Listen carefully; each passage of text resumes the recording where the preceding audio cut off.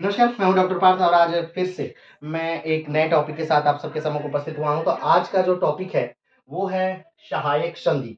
एक ऐसी संधि या एक ऐसी अंग्रेजों की नीति जिसके द्वारा अंग्रेजों ने भारतीय राजाओं को छीण कर दिया, भारतीय राजाओं को कमजोर कर दिया और धीरे धीरे धीरे वो पूरे भारतीय राजाओं को दीमक की तरह खा गए। जो राजा इनकी सहायक संधि की जद में आए वो कंगाल हो गए, वो राजा रहे ही नहीं, और जो राजा इनकी सहायक संधि की जद में नहीं आए उनको युद्ध का सामना करना पड़ा। तो आइए जानते हैं कि ये सहायक संधि क्या है, ये सहायक संधि कब प्रारंभ हुई, इस सहायक संधि के जनक कौन हैं, इस सहायक संधि का अंत कैसे हुआ, ये सहायक संधि का को करने वाले पहले राज्य कौन हैं, और ये सहायक संधि ने कंपनी को कितना ज्यादा फायदा पहुंचाया। इन सारी बातों को हम आज के इस वीडियो में बड़े विस्तार से जानेंगे। तो चलिए शुरू करते हैं सहायक संधि। लेकिन सहायक संधि हम शुरू करें उससे पहले आपको ये जानना होगा कि जो सहायक संधि है, ऐसा आप मत सोचिएगा कि जो वेलेस्ली हैं ये सहायक संधि को प्रारंभ करने वाले व्यक्ति हैं, नहीं। वेलेस्ली से पहले भी कंपनी द्वारा सहायक संधि चला करती थी, लेकिन हाँ, वेलेस्ली एक ऐसे व्यक्ति के तौर पर हैं जिन्होंने की सहायक संधि को विस्तारित किया, सहायक संधि का को स्वरूप प्रदान किया। तो इस प्रकार से सहायक संधि प्रारंभ हुई। ठीक है, तो आइए सबसे पहले हम लोग सहायक संधि की एक संक्षिप्त की जान लेते हैं कि आखिर सहायक संधि क्या है। चलिए, सहायक संधि का सामान्य परिचय। ठीक है, सहायक संधि का सामान्य परिचय। सहायक संधि लॉर्ड वेलेस्ली द्वारा लाई गई एक नीति थी। लॉर्ड वेलेस्ली जो भारत में आए थे, अब बात आती है कि लॉर्ड वेलेस्ली भारत में कब आए थे। तो जैसा कि आप जानते हैं कि बंगाल के पहले गवर्नर जो था वो क्लाइव था, जो 1757 से शुरू होता है। 1757 में वो बंगाल का गवर्नर बनाया गया और 1757 से लेकर के 1760 तक वो प्रारंभिक चरण में बंगाल का प्रथम गवर्नर के तौर पर वो रहा। क्लाइव जब 1760 में वापस इंग्लैंड चला जाता है तो क्लाइव के स्थान को भरने के लिए कुछ समय के लिए कार्यवाहक गवर्नर के तौर पर हॉलवेल को बनाया जाता है। ठीक, हॉलवेल एक कार्यवाहक गवर्नर है जिनको कि ये कुछ दिन तक से, तब तक जब तक एक नया गवर्नर बंगाल के लिए नहीं आ जाता तब तक हॉलवेल को क्या किया जाता है, गवर्नर का पद दिया जाता है।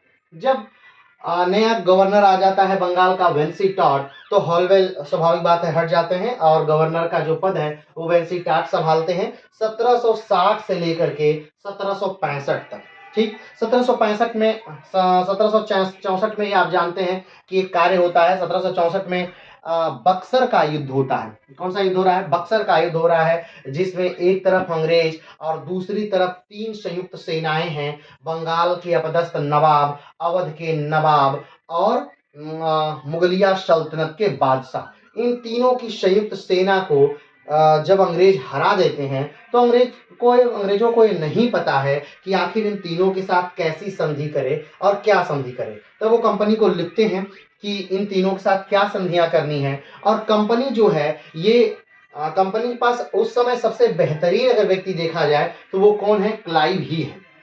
कंपनी क्लाइव को पत्र लिखती है, क्लाइव के पास पत्र पहुंचता है और क्लाइव आते हैं। तब तक उनसे कोई संधि, यानी इन तीनों के साथ कोई संधि नहीं होती है, क्योंकि संधि बस 2 ही के साथ होगी, तीनों के साथ नहीं होगी। क्योंकि जो अरे मीर कासिम है, मीर कासिम कहीं चले जाते हैं, यानी कि बक्सर के युद्ध के बाद उनका पता नहीं चलता है कि वो बक्सर के युद्ध में मार दिए गए या कहीं भाग गए या कहाँ चले गए, उनका पता नहीं चलता है। तो उनके साथ कोई संधि नहीं होती है, मात्र 2 लोगों के साथ ही संधि होती है। ठीक है, अवध के नवाब और मुगलिया सल्तनत के बादशाह, 2 लोगों के साथ संधि होती है। लेकिन 64 में कोई संधि नहीं होती है। 65 में जब क्लाइव पुनः आते हैं तब उनके साथ संधि होती है, जिसे इलाहाबाद की प्रथम संधि और इलाहाबाद की द्वितीय संधि के नाम से जानते हैं। ठीक है, अब ध्यान दीजिएगा कि वेंसिटाट 65 तक रहे। 65 में जब क्लाइव फिर से आ गए तो क्लाइव को बंगाल का फिर से क्या बना दिया गया, बंगाल का गवर्नर बना दिया गया। और बंगाल 1765 से लेकर 1767 तक बंगाल में पुनः गवर्नर के पद पर क्लाइव कार्य करते हैं। क्योंकि क्लाइव का की इस समय मुख्य जो जिम्मेदारी थी वो था भ्रष्टाचार को समाप्त करना, यानी ब्रिटिश सल्तनत में से क्या समाप्त करना, भ्रष्टाचार को समाप्त करना। ये क्लाइव को मुख्य जिम्मेदारी दी गई थी। लेकिन क्लाइव चूंकि स्वयं ही इतना ज्यादा घूस ले रहे थे, इतने ज्यादा भ्रष्ट हो गए थे कि उन पर ही जब वो इंग्लैंड में जाते हैं, इंग्लैंड की संसद में जब वो इंग्लैंड चले जाते हैं तो इंग्लैंड के एक धनी व्यक्तियों में उनका नाम है। और जब पुनः 67 में अपना कार्यकाल खत्म करके जब क्लाइव पूरी तरह से इंग्लैंड चले जाते हैं तो इंग्लैंड के धनी व्यक्तियों में उनका नाम है। और संसद में उन पर महाभियोग चलाया जाता है कि भाई इतना धन आपके पास आखिर में आया कहाँ से, और आपने इतना क्यों लूटा कंपनी की। आप वहां पर्सनल व्यापार करने तो गए नहीं थे, आप कोई पर्सनल शासक तो थे नहीं, व्यक्तिगत शासन तो आपका कोई था नहीं, तो आपने इतना धन कहाँ से अर्जित कर लिया। ठीक है, तो 1772 के लगभग उन पर वो महाभियोग चला और 1772 में उन्होंने संसद में खड़े होकर एक बड़ा ही अविस्मरणीय भाषण भी दिया। 1774 में क्लाइव ने आत्महत्या कर ली, वो अलग विषय है। ठीक है, लेकिन क्लाइव का शासनकाल जब क्लाइव 1765 में पुनः आए तो उनको बंगाल का गवर्नर बना दिया गया और 1765 से लेकर 1767 तक क्लाइव जो है वो बंगाल के क्या रहे, गवर्नर रहे। इस दौरान उन्होंने इलाहाबाद मुख्य जो कार्य किया क्लाइव ने, इस दौरान वो मुख्य कार्य था तो इलाहाबाद के क्या रहे, इलाहाबाद की संधि उन्होंने की, इलाहाबाद की संधि की और 1765 में उन्होंने इलाहाबाद की संधि की 1765 में, और बक्सर की युद्ध के बाद इलाहाबाद की संधि हुई 1765 में। आगे बढ़ते हैं, क्लाइव का कार्यकाल खत्म होता है, उसके बाद बड़े लास्ट आते हैं 1767 से लेकर 1769 तक। ठीक है, ये भी क्या है, ये भी बंगाल के गवर्नर है, ध्यान रखिएगा। इस बड़े लास्ट के बाद कार्टियर आते हैं, कार्टियर 1769 से लेकर 1772 तक शासन करते हैं। उसके बाद कार्टियर के चले जाने के बाद फिर वॉरेन हेस्टिंग आते हैं। ठीक है, कौन आ रहा है, वॉरेन हेस्टिंग आ रहे हैं। वॉरेन हेस्टिंग का कार्यकाल कब से कब तक है, वॉरेन हेस्टिंग का कार्यकाल है 1772 से लेकर 1774 तक। ध्यान रखिएगा 1772 से लेकर 1774 तक। 1773 में एक रेगुलेटिंग एक्ट पास होता है 1773 में। ठीक है, फिर से इस बात को ध्यान दीजिए, यानी कि बंगाल के कुल गवर्नरों को अगर देखा जाए कि बंगाल के कितने गवर्नर हुए, तो कितने गवर्नर हुए, क्लाइव, हॉलवेल को छोड़ दिए क्योंकि ये सिर्फ कार्यवाहक गवर्नर थे। ये क्या थे, ये सिर्फ कार्यवाहक हैं। हॉलवेल सिर्फ कार्यवाहक है तो हॉलवेल को छोड़ दीजिए। क्लाइव 1757 से 1760, वेंसिटाट 1760 से 1765, फिर उसके बाद क्लाइव फिर से आ जा रहा है 65 से 67, यानी क्लाइव वेंसिटाट 2, फिर बड़े लास्ट आ गए 1767 से 1769, उसके बाद कार्टियर आ गए 1769 से 1772, और उसके बाद वॉरेन हेस्टिंग आ गए 1772 से 1774। यानी कुल 5 बंगाल के गवर्नर हो गए। कौन कौन से, क्लाइव 1, वेंसिटाट 2, वेरेलास 3, कार्टियर 4 और वॉरेन हेस्टिंग 5। अब आप कहेंगे कि वॉरेन हेस्टिंग 2 बार है, वॉरेन हेस्टिंग तो हाँ सही बात है। वॉरेन हेस्टिंग जो अंतिम थे ये बंगाल के अंतिम गवर्नर हैं, यानी बंगाल में कुछ 5 गवर्नर हो रहे हैं। बंगाल में कितने गवर्नर हैं, 5 गवर्नर हो रहे हैं। 1700 यानी रेगुलेटिंग एक्ट के बाद जो वॉरेन हेस्टिंग है इन्हें बंगाल का गवर्नर जनरल बना दिया गया। क्या बना दिया गया, गवर्नर जनरल, बंगाल का गवर्नर जनरल। ध्यान रखिएगा, बंगाल का गवर्नर जनरल। ये 5 लोग बंगाल के गवर्नर हैं, क्लाइव, वेंसिटाट, बारेलेस्ट, कार्टियर, वॉरेन हेस्टिंग। ये 5 क्या हैं, बंगाल के गवर्नर हैं। लेकिन वॉरेन हेस्टिंग जब हैं तब 1773 में रेगुलेटिंग एक्ट आता है। ठीक है, 1773 का रेगुलेटिंग एक्ट वो हम लोग राज्य व्यवस्था में पढ़ेंगे, यानी इकोनॉमी राजनीति शास्त्र में पढ़ेंगे, हम उसे देखेंगे ध्यान से। अभी हम इसको देख लेते हैं। 1773 में क्या आया, एक रेगुलेटिंग एक्ट आता है। ठीक है, और वो रेगुलेटिंग एक्ट जो आता है किसके समय में आता है, वॉरेन हेस्टिंग के समय में आता है। उसके बाद से जो कार्यकाल है बंगाल के या फिर बंगाल के गवर्नर जनरल का, वो 5 वर्ष का कर दिया जाता है। तो ध्यान रखिएगा, वॉरेन हेस्टिंग जो है इनको बंगाल का पहला गवर्नर जनरल बना दिया गया, और वॉरेन हेस्टिंग बंगाल के पहले गवर्नर जनरल बन गए, और बंगाल के पहले अंतिम गवर्नर भी वॉरेन हेस्टिंग ही थे। यानी बंगाल का पहला गवर्नर क्लाइव हो गया और बंगाल का आखिरी गवर्नर जो है वॉरेन हेस्टिंग हो गया, और बंगाल के पहले गवर्नर जनरल भी वॉरेन हेस्टिंग हो गए। तो इस बात से कंफ्यूज मत होइएगा। वॉरेन हेस्टिंग 1774 से 1785 तक रहे। ठीक है। उसके बाद सर जॉन मैकफर्शन आए 1785-1786। उसके बाद लॉर्ड कॉर्नवालिस आए 1786-1793। फिर सर जॉन शोर आए 1793 से 1798। फिर उसके बाद लॉर्ड वेलेस्ली। ठीक है। आज हम लोग इसको इसलिए देख रहे हैं क्योंकि आज हमें लॉर्ड वेलेस्ली को पढ़ना है। ठीक है। ये इंपॉर्टेंट गवर्नर जनरल है, काफी इंपॉर्टेंट गवर्नर जनरल है लॉर्ड वेलेस्ली। और आज लॉर्ड वेलेस्ली को हम लोग देखेंगे और यही वेलेस्ली हैं, ठीक है, जो भारत में सहायक संधि के एक तरह से सहायक संधि को भारत में विस्तारित करने वाले व्यक्ति हैं। इनको सहायक संधि का जनक नाहक नहीं कहा जा सकता। सहायक संधि का अगर जनक देखा जाए तो डुप्ले को कहा जाता है। डुप्ले एक फ्रांसीसी गवर्नर है।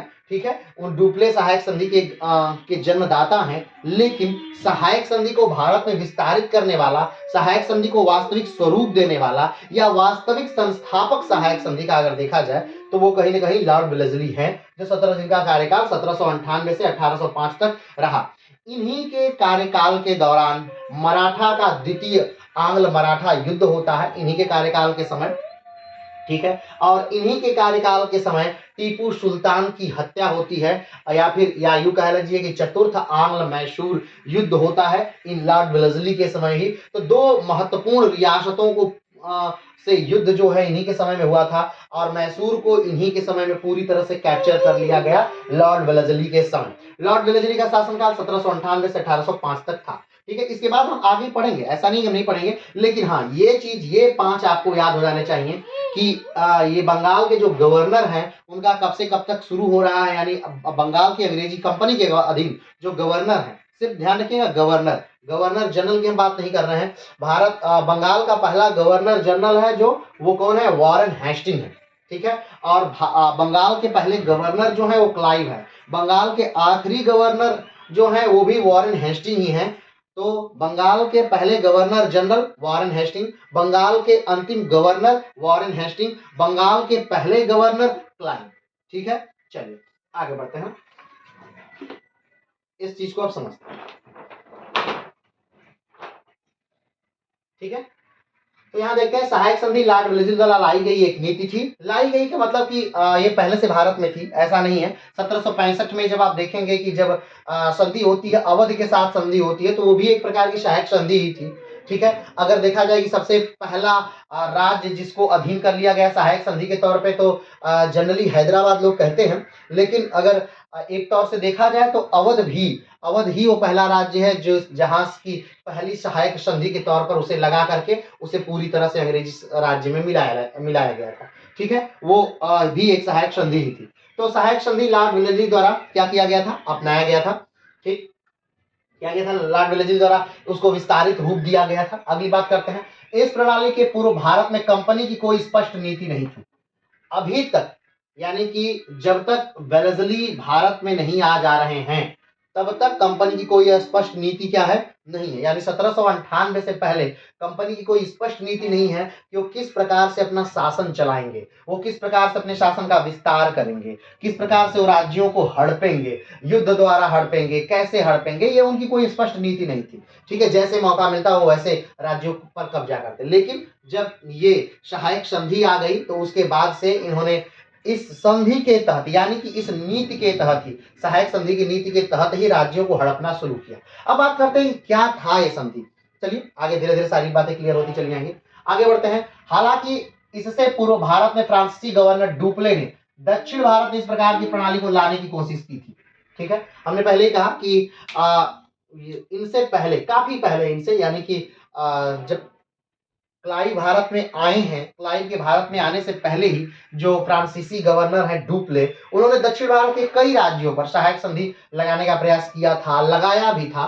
ठीक है। तो अगर देखा जाए कि सहायक संधि का जन्मदाता कौन है भारत में, सहायक संधि को लाया किसने था, सहायक संधि को पहली बार लागू किसने किया था, तो फ्रांसीसी गवर्नर है डुप्ले जिनका नाम है। ठीक है। लेकिन अगर पूछा गया कि सहायक संधि के वास्तविक संस्थापक कौन है भारत में, तो वो कौन है, वेलेस्ली है। वो कौन है, वेलेस्ली है। चलिए वो आगे बढ़ते हैं।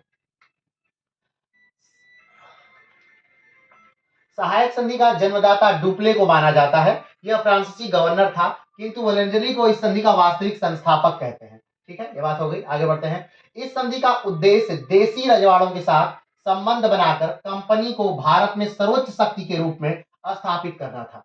ठीक है।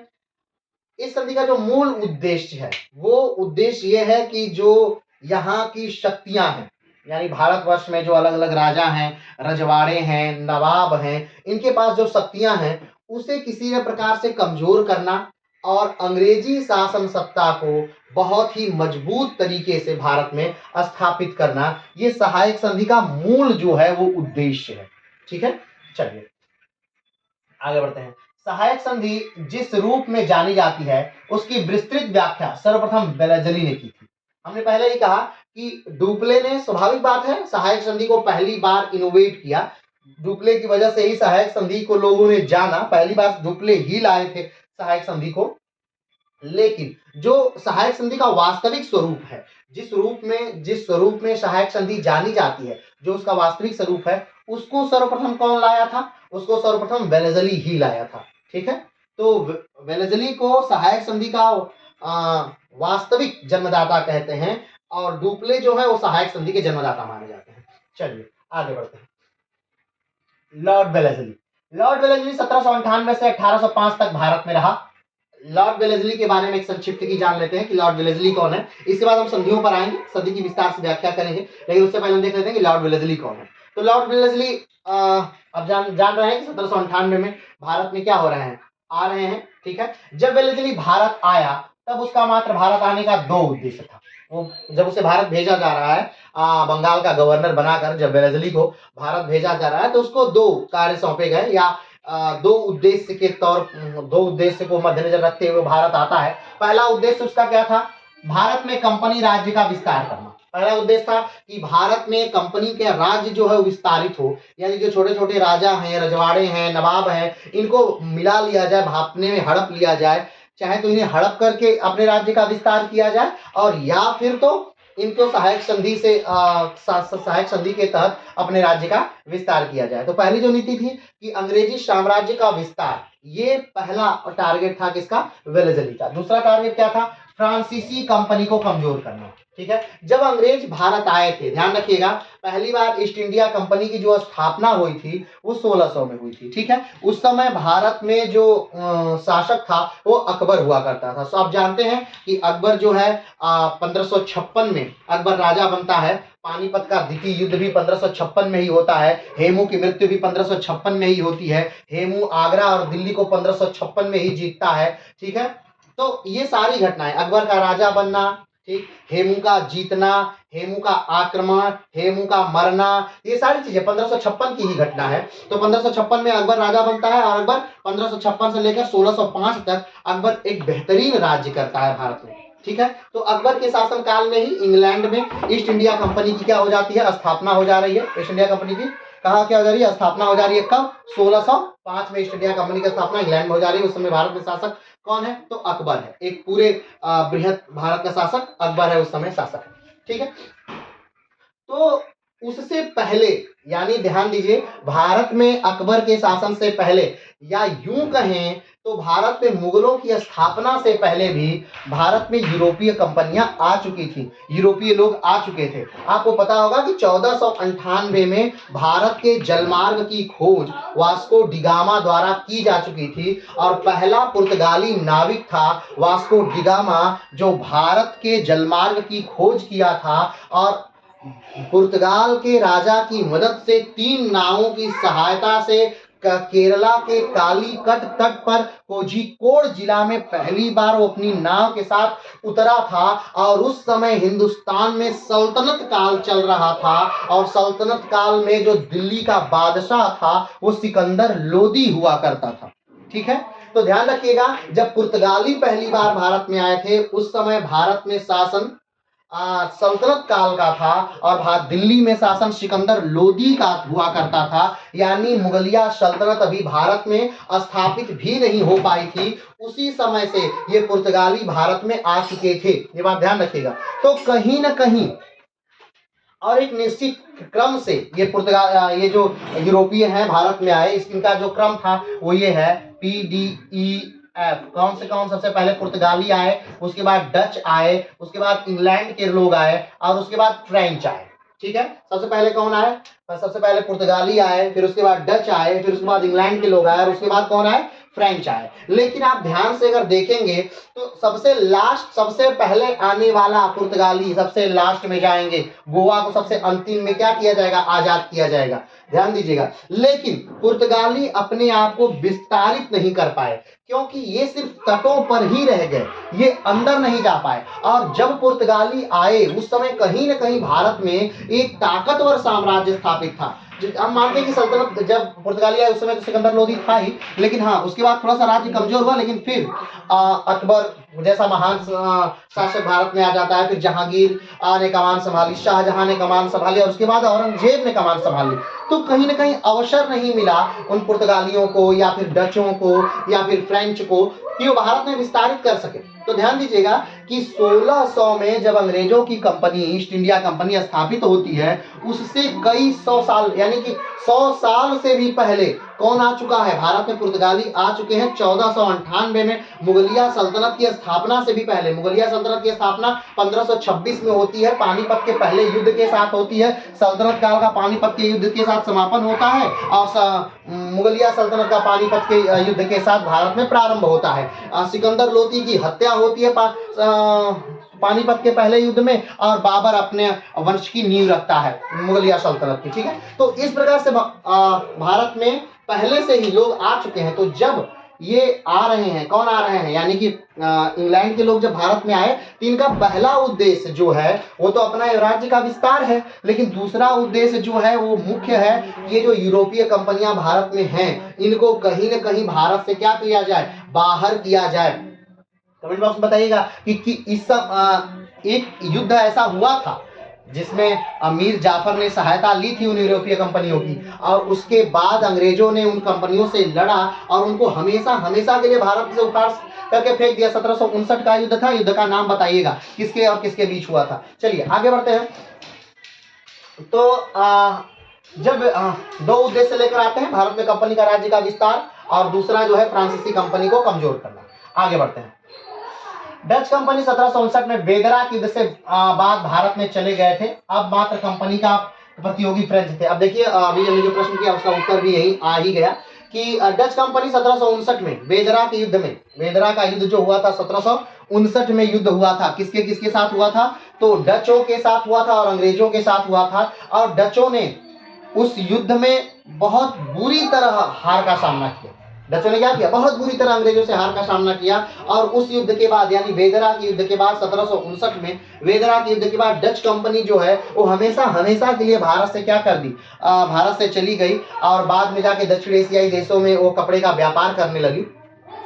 और ये किसके समय में होता है, तो ये मीर जाफर के समय में होता है। हमने आपको बताया था कि जो बंगाल के गवर्नर थे मीर जाफर, उन्होंने क्या किया, उन्होंने जब देखा कि अंग्रेज बार बार उनको परेशान कर रहे हैं पैसे के लिए, कहीं ना कहीं उन्होंने अपने नवाब को धोखा दिया और धोखा देकर उन्होंने अंग्रेजों का साथ दिया। चूंकि वो सेनापति थे अंग्रेजों का, उन्होंने साथ दिया। लेकिन जब उन्होंने देखा कि अंग्रेज तो बार बार पैसे के भूखे हैं और वो व्यापार करना उनका उद्देश्य नहीं, उनका उद्देश्य तो राज करना है इस देश पर, तो जब उनको ऐसा लगा तो उन्होंने डचों की सहायता ली और डचों की सहायता लेकर के अंग्रेजों पर आक्रमण कहीं ना कहीं कर दिया।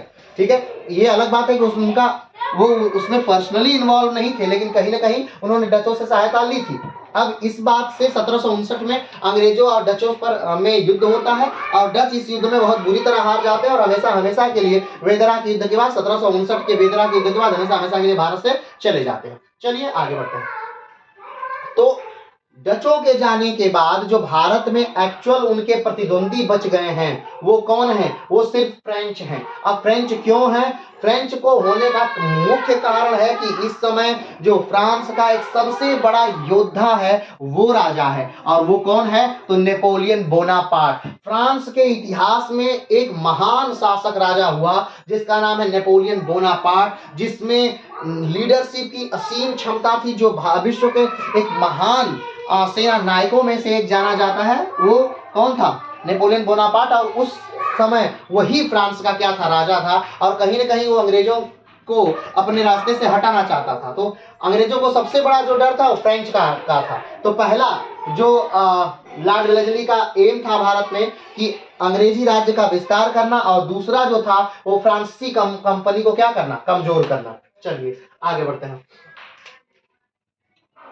भारत में अंग्रेजी राज्य के विस्तार के लिए वेलेजली चाहे तो युद्ध नीति अपनाता या कूटनीति अपनाता। वेलेजली ने कूटनीति अपनाई। अब ध्यान दीजिए, स्वाभाविक बात है कि अगर कोई अपने राज्य का विस्तार करना चाहता है, कोई अपने क्षेत्र का विस्तार करना चाहता है, या आज के समय में ही आप ही अपने जमीन का विस्तार करना चाहते हैं, तो दो प्रकार की नीति आप अपना सकते हैं। पहली नीति, या तो आप मारपीट करिए, आप बंदूक के बल पर, बम के बल पर लोगों को मार दीजिए और जमीन को क्या कर लीजिए, अपना लीजिए। या फिर दूसरी नीति, तो आप कोर्ट कचहरी के चक्कर लगाइए, उन पर मुकदमा करिए, मुकदमा लड़िए और फिर जीतिए। तो दो नीतियां हैं, दो नीतियों में से आप कोई भी नीति करके क्या कर सकते हैं, उनका खेत हड़प सकते हैं। तो वैसे भी उस समय भी वेलेजली के पास दो नीतियां थी। एक तो चाहे युद्ध के द्वारा राजा को हराइए और उनका साम्राज्य पाइए, लेकिन युद्ध के द्वारा राजा को हराने पर कहीं ना कहीं दिक्कतें थी। पहली जो दिक्कत हुई ये थी कि अभी उस समय तक अंग्रेजी कंपनी इतनी ताकतवर भारत में नहीं हुई थी। हाँ, उसके पास बंगाल का रीजन हो गया था, अवध का प्रांत हो गया था, लेकिन फिर भी अभी वो बहुत ज्यादा स्ट्रांग नहीं हो गई थी, क्योंकि अभी भारत में एक सबसे बड़ी जो ताकत कहीं ना कहीं मराठे थी, अभी वो जीवित थे। ठीक है, तो अभी उनको डर था। ठीक है, तो उन्होंने युद्ध नीति, और युद्ध नीति में बहुत ज्यादा खर्चा भी होता है, तो उन्होंने युद्ध नीति का सहारा नहीं लिया, उन्होंने कूटनीति का सहारा लिया। तो वेलेजली ने क्या लिया, कूटनीति का सहारा लिया, और कूटनीति के सहारे भारत में के अपने राज्यों में क्या किया, विस्तार प्रारंभ किया। चलिए आगे बढ़ते हैं। और ये जो कूटनीति का सहारा लिया वेलेजली ने भारत में अपने राज्य के विस्तार के लिए, इसी कूटनीति को क्या कहते हैं, सहायक संधि कहते हैं। आगे बढ़ते हैं। वेलेजली का फ्रांस से भय। वेलेजली का फ्रांस से क्या भय था, वेलेजली फ्रांस से क्यों डर रहा था, उस समय फ्रांस से क्यों डर रहा था, इसकी वजहें थी। क्या वजह थी, नेपोलियन भारत पर आक्रमण करने के लिए 1 लाख की सेना जुटा चुका था। जो नेपोलियन है वो भारत पर आक्रमण करना चाह रहा है। अब मतलब ये कोई शंका और शुभा वाली बात नहीं है, जैसे कि अब कोई कार्य शंका में की जा रही, भाई हो सकता है वो आक्रमण कर दे, ऐसा शंका वाली बात नहीं है। नेपोलियन वास्तविकता में 1 लाख की फौज जुटा रहा है, क्या करने के लिए, भारत में आक्रमण करने के लिए। अब भारत में आक्रमण क्यों करना चाह रहा है, ठीक है, तो एक तो जो अंग्रेज है वो उसके शत्रु है। तो सिर्फ भारत में ही नहीं, ऐसे जो उपनिवेश अंग्रेजों के थे, यानी ऐसे क्षेत्र जहां पर अंग्रेजों के कब्जे थे, ऐसे देश जहां पर अंग्रेजों ने अपना कब्जा किया था, ऐसे सारे देशों पर नेपोलियन क्या करना चाहता था, उन पर आक्रमण करके, उनको जीत करके अंग्रेजों को कमजोर करना चाहता था, ताकि वो अंग्रेजों का समूल विनाश कर सके। ठीक है, तो उन देशों में उस समय भारत भी अंग्रेजों का क्या था, उपनिवेश था, तो इसलिए वो भारत में भी आक्रमण करना चाहता था। और भारत में एक आदमी ऐसा भी था जो नेपोलियन को बार बार खत लिख रहा था और नेपोलियन को बुला रहा था कि भाई साहब आप आइए, आक्रमण करिए। ठीक, और वो कौन था, वो टीपू सुल्तान था, हैदर अली का लड़का टीपू सुल्तान, जो 1799 में चतुर्थ चतुर्थ आंग्ल मैसूर युद्ध में लड़ते हुए वीरगति को श्रीरंगपट्टम के दरवाजे पर वीरगति को प्राप्त हुआ। वो बार बार फ्रेंच से क्या मांग रहा था, मदद मांग रहा था, बार बार नेपोलियन बोनापार्ट को खत लिख रहा था कि आप आइए, आप भारत पर आक्रमण करिए और इन अंग्रेजों को बुरा सबक सिखाइए, यानी कि अंग्रेजों को कहीं ना कहीं नेस्तो नाबूद करिए भारत पर आक्रमण करके। ठीक है, तो नेपोलियन से भय का पहला कारण कि नेपोलियन स्वयं 1 लाख की सेना क्या कर रहा था, जुटा रहा था भारत पर आक्रमण के लिए। दूसरा, नेपोलियन ने रूस के जार शासक से भी भारत पर आक्रमण करने को कहा था, जिसे वो मान गए थे। रूस के जो शासक हैं उनसे भी नेपोलियन ने क्या कहा कि देखिए हमें यहाँ से आने में बहुत दिक्कत होगी, बहुत देर लगेगा। अब आप अगर विश्व का मैप देखें तो आप इसे थोड़ा सा देख सकते हैं, इसे इस प्रकार से देखिए, ये है विश्व का मैप और यहाँ है फ्रांस, ये आप देख रहे हैं, यहाँ फ्रांस है। ठीक है, नेपोलियन इसी फ्रांस का रहने वाला है। तो नेपोलियन कहा कि भाई हमें आने में थोड़ा टाइम लगेगा, हो हम अगर ऐसे होकर के आएंगे तो हमें क्या लगेगा, अब हमें समय लगेगा यहाँ पहुंचने में लेकिन आप हमारे मित्र हैं, रूस से कहा कि आप हमारे क्या है, मित्र हैं, तो आप बड़े आराम से यहाँ से पास से यहाँ पे आक्रमण क्या कर सकते हैं। और उस समय रूस में ये पूरा ये जो मंगोलिया और ये जो कजाकिस्तान वगैरह भाग है, ये पूरा रूस का हुआ करता था। तो यहाँ तक जब आप हैं, यहाँ कजाकिस्तान तक है, किर्गिस्तान तक, उज्बेकिस्तान तक जब आपका शासन है, तो यहाँ से लेकर के बस यहीं तक आपको आक्रमण करना है, आप आक्रमण कर दीजिए। अब जिसके लिए जो जार शासक थे उस समय रूस में जार हुआ करते थे, ठीक है, जो राजा थे उनको जार कहा जाता था। ठीक है। तो जाट शासक जो थे वो मान भी गए थे कि ठीक है हम इस पे आक्रमण कर लेंगे, लेकिन कुछ न कुछ कहीं ना कहीं कठिनाइयां आ गई, कहीं आंतरिक विद्रोह हो गया, इसलिए वो रुक गए। तो कहीं मौसम परिवर्तन के कारण रुक गए, कहीं भी कभी मृत्यु के कारण रुक गए। कई बार उन्होंने प्रयास किया, ऐसा नहीं कि एक ही बार उन्होंने प्रयास किया, 2-3 बार उन्होंने प्रयास किया, लेकिन कहीं ना कहीं वो क्या हो गए, रुक गए। चलिए आगे बढ़ते हैं। तो इसलिए भी अंग्रेज क्या थे, डरे हुए थे। इसलिए भी अंग्रेज क्या थे, डरे हुए थे। आगे बढ़ते हैं। मैसूर का शासक टीपू भी नेपोलियन को भारत पर आक्रमण करने का निमंत्रण दे रहा था। यह प्रमुख डर था। जो नेपोलियन जो मैसूर का शासक है, मैसूर यानी कि कर्नाटक वाला भाग, जो मैसूर का शासक है वो भी, अब देखिए मैसूर, जो मैसूर है, निजाम है और मराठे हैं, ये उस समय के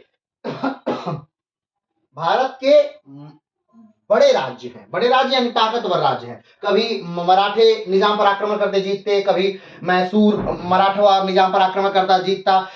तो ये जो मैसूर है ये क्या है, एक ताकतवर राज्य है। दक्षिण में 3 उस समय ताकतवर राज्य अगर देखा जाए तो एक मराठे, मैसूर और निजाम, ये 3 ताकतवर और मजबूत राज्य हैं।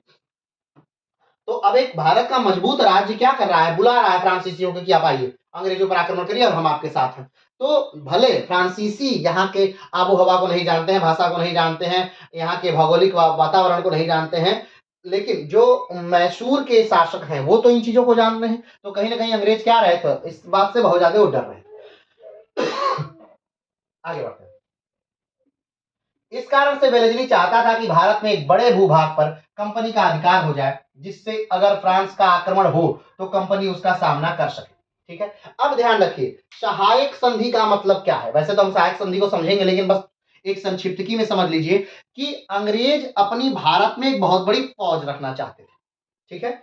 अब देखिए, कोई विश्व का सबसे महान लीडर आप पर आक्रमण करने वाला है, विश्व का सबसे बड़ा सेना नायक आप पर आक्रमण करने वाला है, आपके देश पर आक्रमण करने वाला है, यानी आपके उपनिवेशों पर आक्रमण करने वाला है, तो आप क्या करेंगे, आपके पास सेना होनी चाहिए। लेकिन अगर उस समय तक देखा जाए तो अंग्रेजों के पास सेना बस नाम मात्र की थी। क्या थी, नाम मात्र की थी। तो जो वेलेज़ली हैं वो चाहते हैं कि भाई सेना होनी चाहिए, भरपूर सेना होनी चाहिए, और सेना को रखने के लिए आप क्या करेंगे, जो यूरोपियन, ध्यान रखिएगा, एक भारतीय सेना सैनिकों में और यूरोपीय सैनिकों में अंतर है, क्योंकि भारतीय सैनिकों को कम वेतन दिया जाता था, लेकिन यूरोपीय सैनिक ज्यादा वेतन लेते थे। भारतीय जो तरीका था युद्ध की शैली वो थोड़ी यानी कम खर्चीली थी, लेकिन यूरोपीय शैली जो थी वो ज्यादा खर्चीली थी। भारतीय जो हथियार थे वो कम खर्चीले थे, यूरोपीय हथियार जो थे ज्यादा खर्चीले थे। तो एक बड़ी सेना रखने के लिए अंग्रेजों को एक बड़ा धन चाहिए, और उतना धन उनके पास उस समय तक था नहीं। और अगर वो उतना धन वो लगा करके सेना खड़ी भी कर ले तो उनके पास धन एकदम उस सेना को वेतन देने के लिए, सेना का साजो सामान देने के लिए, सेना को आधुनिक हथियार देने के लिए उनके पास धन बचेगा नहीं। तो उन्होंने क्या किया, उन्होंने एक नीति अपनाई कि भाई हम अपने सैनिक तो रखेंगे लेकिन अपने खर्चे पर नहीं, ये जो भारतीय राजा हैं इनके खर्चे पर। तो एक भारतीय राजा अगर 50,000 सैनिक भी रख ले, बड़े राजा जो हैं, जैसे अवध जैसे जो राज्य बड़े हैं, यहाँ दिल्ली जैसे राज्य बड़े हैं, मराठा जैसे राज्य बड़े हैं, टीपू जैसे राज्य बड़े हैं, ठीक है, ये बड़े राज्य हैं, तो ये अगर 50,000 सैनिक रख लें तो भाई मेरे पास 2-3 लाख सैनिक हो जाएंगे। तो उन्होंने इस नीति के तहत भी सहायक संधि को बहुत ज्यादा क्या किया, फोर्स के साथ भारत में लगाया। आगे बढ़ते हैं। सहायक संधि करने वाले राज्य कौन कौन से थे, ऐसे राज्य जिन्होंने सहायक संधि क्या की, भारत अंग्रेजों से की। तो अब ध्यान से समझिएगा, फिर से हमने बताया आपको कि 1765 में, ठीक है, 1765 में इलाहाबाद की संधि होती है। ठीक, 1765 में इलाहाबाद की संधि होती है क्लाइव और सुजाउद्दौला के बीच। ठीक है, क्लाइव और शाह आलम द्वितीय के बीच इलाहाबाद की प्रथम संधि और इलाहाबाद की द्वितीय संधि। ठीक है, तो ये जो संधि थी ये भी कहीं ना कहीं क्या थी, सहायक संधि ही थी। अब फिर से याद कर लीजिएगा कि क्या क्या संधि में बातें हुई थी।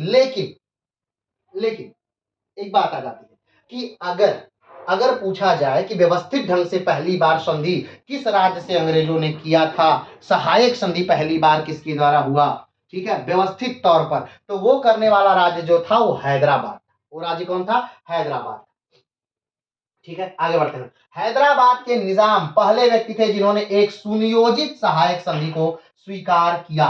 कब किया, स्वीकार, तो 1797, यानी कि वेलेस्ली का भारत में आना, 1797 में वेलेस्ली भारत आता है बंगाल का गवर्नर बनकर, और 1797 में ही जो हैदराबाद के नवाब हैं उन्होंने इस सहायक संधि को 1797 में स्वीकार कर लिया। तो हैदराबाद सुनियोजित ढंग से पहला सहायक संधि स्वीकार करने वाला राज्य बन गया।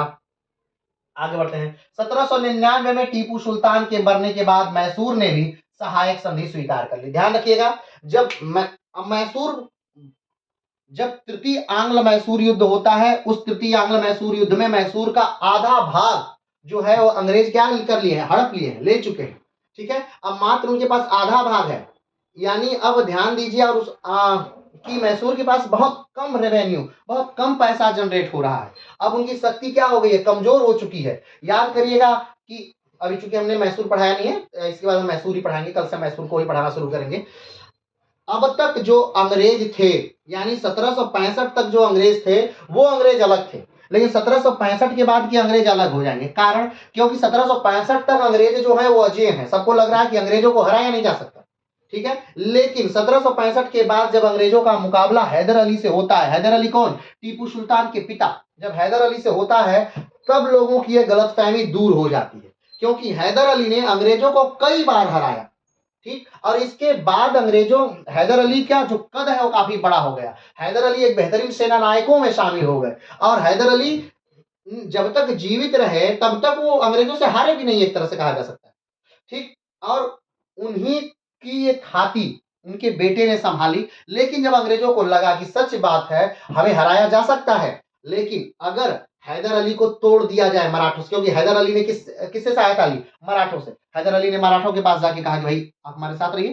ठीक, हैदर अली निजाम के पास चले गए, तो कहा कि निजाम आप मेरे साथ रहिए। तो हैदर अली यानी कि मैसूर साम्राज्य, हैदराबाद साम्राज्य और मराठवाड़ा, ठीक है, ये तीनों एक साथ मिलकर अंग्रेजों से लड़े, और हर जगह अंग्रेजों को क्या खानी पड़ी, शिकस्त खानी पड़ी। लेकिन अंग्रेजों ने जब देखा कि इन तीनों का जो अलायंस बन रहा है, यानी जो गठबंधन बन रहा है, वो कहीं ना कहीं अंग्रेजों को क्या कर देगा, परास्त कर देगा, हरा देगा, तो इसलिए उन्होंने इन तीनों के अलायंस को नहीं बनने दिया फिर। ठीक है, और यही कारण था कि तृतीय आंग्ल मैसूर युद्ध में जो टीपू सुल्तान है वो हार जाते हैं, और चतुर्थ आंग्ल मैसूर युद्ध में जो है टीपू सुल्तान वो मार दिए जाते हैं। क्यों, क्योंकि उस समय निजाम और मराठा जो है वो अंग्रेजों की तरफ से क्या कर रहे थे, लड़ रहे थे। अभी देखिए, यहां पर भी देखिए, यहां पर अभी तक किसी को राष्ट्र का बोध नहीं है, कोई राष्ट्र भावना किसी में नहीं है कि नहीं मेरा राष्ट्र है, मेरी राष्ट्र भावना, ऐसा कोई राष्ट्र भावना नहीं है। क्योंकि अपने फायदे के लिए मराठा अंग्रेज से मिलकर टीपू पे हमला कर रहे हैं, अपने फायदे के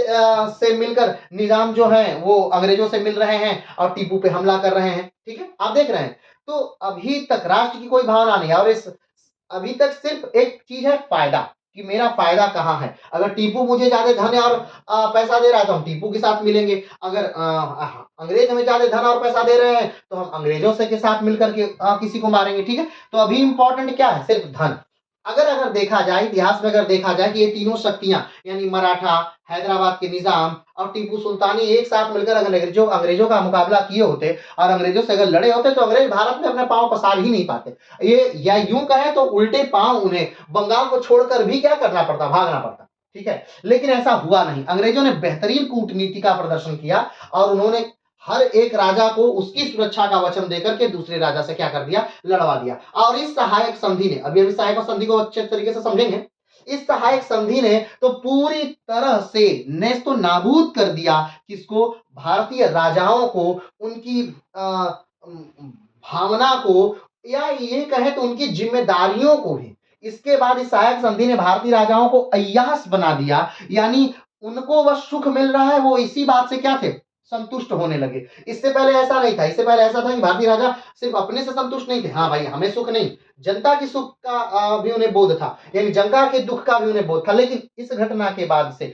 सहायक संधि के बाद से, वो राजा अपनी जिम्मेदारियों से विमूढ़ हो गए और उन्हें सिर्फ अपने सुख और वैभव से ही मतलब रह गया था। चलिए आगे बढ़ते हैं। तो जो पहला राज्य हुआ हैदराबाद हो गया, ठीक है। दूसरा राज्य जो हुआ, टीपू सुल्तान के मरने के बाद एक दूसरे व्यक्ति को वहां का राजा बना दिया गया, वो हम मैसूर साम्राज्य में पढ़ेंगे, राजा बना दिया गया और उससे भी सहायक संधि स्वीकार कर ली गई थी। अगला 1801 में अवध ने भी सहायक संधि स्वीकार पर हस्ताक्षर कर दिया। अब हमने बात की कि 1764 में भी अवध ने सिग्नेचर किया था, हाँ, लेकिन इस रूप में सहायक संधि को सहायक संधि के रूप में स्वीकार करने वाला जो अवध था वो 1801 में था। सहायक संधि पर हस्ताक्षर कर अपना राज्य दे दिया, ठीक है, अपना आधा राज्य अवध ने दे दिया। आगे बढ़ते हैं, 1801 में कर्नाटक ने सहायक संधि स्वीकार कर ली। 1801 में कर्नाटक राज्य ने भी सहायक संधि स्वीकार कर ली। 1803 में भोसले ने सहायक संधि स्वीकार कर ली, मराठों वाले भोसले। या याद करिए, जब हम मराठा पढ़ा रहे थे, मराठों को कितने भागों में बांटा गया था बताइएगा, ठीक है। जैसे में भोसले, सिंधिया, गायकवाड़, तो कितने भागों में बांटा गया था, उनका पूरा क्रम बताइएगा। और किसके समय में ये जो मराठों के संघ निकले थे वो किस पेशवा के शासनकाल में निकले थे, और इसका उद्देश्य क्या था, इनको निकालने का उद्देश्य क्या था, कमेंट बॉक्स में बताइएगा। आगे बढ़ते हैं। 1804 में सिंधिया ने सहायक संधि स्वीकार की थी, ठीक है। 1805 में वेलेस्ली वापस चला गया, ध्यान रखिएगा। 1805 में यानी कि द्वितीय आंग्ल मराठा युद्ध के समय वेलेस्ली आंग्ल मराठा युद्ध के समय वेलेस्ली क्या हो गया, वापस चला गया, ठीक है। द्वितीय आंग्ल मराठा युद्ध और इसी वेलेस्ली के जाने के साथ ही द्वितीय आंग्ल मराठा युद्ध समाप्त भी हो जाता है, और लगभग सहायक संधि भी थोड़ा सा स्थिर हो जाती है, रुक जाती है। और कौन कौन से राज्य थे, तो फिर से एक बार राज्यों को देख लीजिए। अवध, हैदराबाद, मैसूर, ठीक, कर्नाटक, भोसले, सिंधिया, ठीक, जयपुर, जोधपुर, बूंदी, तंजौर, ये सारे राज्य ऐसे थे जिन्होंने सहायक संधि को क्या किया था, स्वीकार किया था। अगर बात करें कि पहला ऐसा राज्य जिसने व्यवस्थित तरीके से सहायक संधि को स्वीकार किया था तो वो कौन था, तो वो था हैदराबाद के निजाम या हैदराबाद। लेकिन अगर देखा जाए तो पहली बार सहायक संधि को स्वीकार करने वाला राज्य कौन सा था, तो वो था कौन, अवध, 1765, और हैदराबाद का 1797, ठीक है, कब, 1797, यानी वेलेस्ली के भारत में आगमन के साथ ही। तो ये संक्षिप्त की रही, या यूं रहा कि सहायक संधि का थोड़ा सा परिचय रहा। आइए सहायक संधि को हम लोग विस्तार से क्या करते हैं, जानते हैं। तो पहला पॉइंट है सहायक संधि से कि 1765 में बंगाल, बिहार, उत्तर प्रदेश, उत्तरी सरकार तक अंग्रेजों के कब्जे में आ गए थे। ये घटना 1765 की है। अभी तक हमने कहां तक पढ़ा था, हमने 1765 तक पढ़ा था। कहा पिछली क्लासों में हमने कहां तक पढ़ा था, 1765 तक पढ़ा था, ठीक। 1765 में क्या हुआ था, तो 1765 में हुआ था, हाँ, इलाहाबाद की संधि। 1765 में क्या हुआ था, इलाहाबाद की संधि। यानी कि बंगाल को जब अंग्रेज कब्जा कर रहे थे, उसी समय बंगाल का एक नवाब भाग करके अवध के नवाब के पास आता है, ठीक है। मीर कासिम भाग करके अवध के नवाब सिराजुद्दौला के पास आते हैं, और सिराजुद्दौला और मुगलिया सल्तनत के बादशाह शाह आलम द्वितीय से सहायता मांगते हैं। कौन, कासिम सहायता मांगते हैं, ठीक है। कासिम इन दोनों लोगों से सहायता मांग लेते हैं।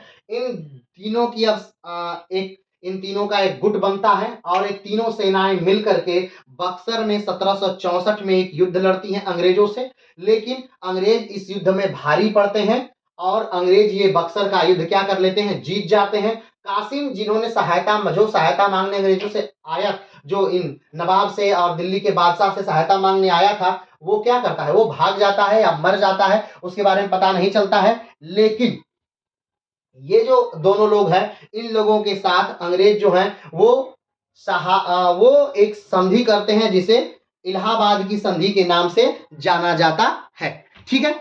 तो अब इस समय तक, यानी इलाहाबाद के संधि के समय तक इनके अगर ध्यान से देखा जाए तो 1765 तक, कब तक, 1765 तक क्या क्या हो गया है, 1765 तक अंग्रेजों का कब्जा कहां कहां तक हो गया। ये देखिए, बांग्लादेश का पूरा रीजन अंग्रेजों के कब्जे में है, बिहार का पूरा रीजन अंग्रेजों के कब्जे में है, झारखंड का पूरा रीजन अंग्रेजों के कब्जे में है, पश्चिम बंगाल का पूरा रीजन अंग्रेजों के कब्जे में है, उड़ीसा ये पूरा अंग्रेजों के कब्जे में है, ठीक। ये पूरा उत्तर प्रदेश का क्षेत्र अंग्रेजों के कब्जे में है, और दिल्ली वाला क्षेत्र भी अंग्रेजों के कब्जे में है। यानी 1765 तक ये पूरा उत्तरी भारत किसके कब्जे में हो गया है, अंग्रेजों के कब्जे में हो गया है। 1765 के इलाहाबाद की संधि के द्वारा ये सब सारा भाग अंग्रेजों के क्या हो गया है, कब्जे में हो गया है। अब इतने बड़े भाग को चलाने के लिए कहीं न कहीं अंग्रेजों को अब और भी ज्यादा राज्य विस्तार की नीति को क्या करना है, अपनाना है, ताकि जो बाकी बड़े राज्य हैं वो कभी आक्रमण करके इन राज्यों को समाप्त न कर दें।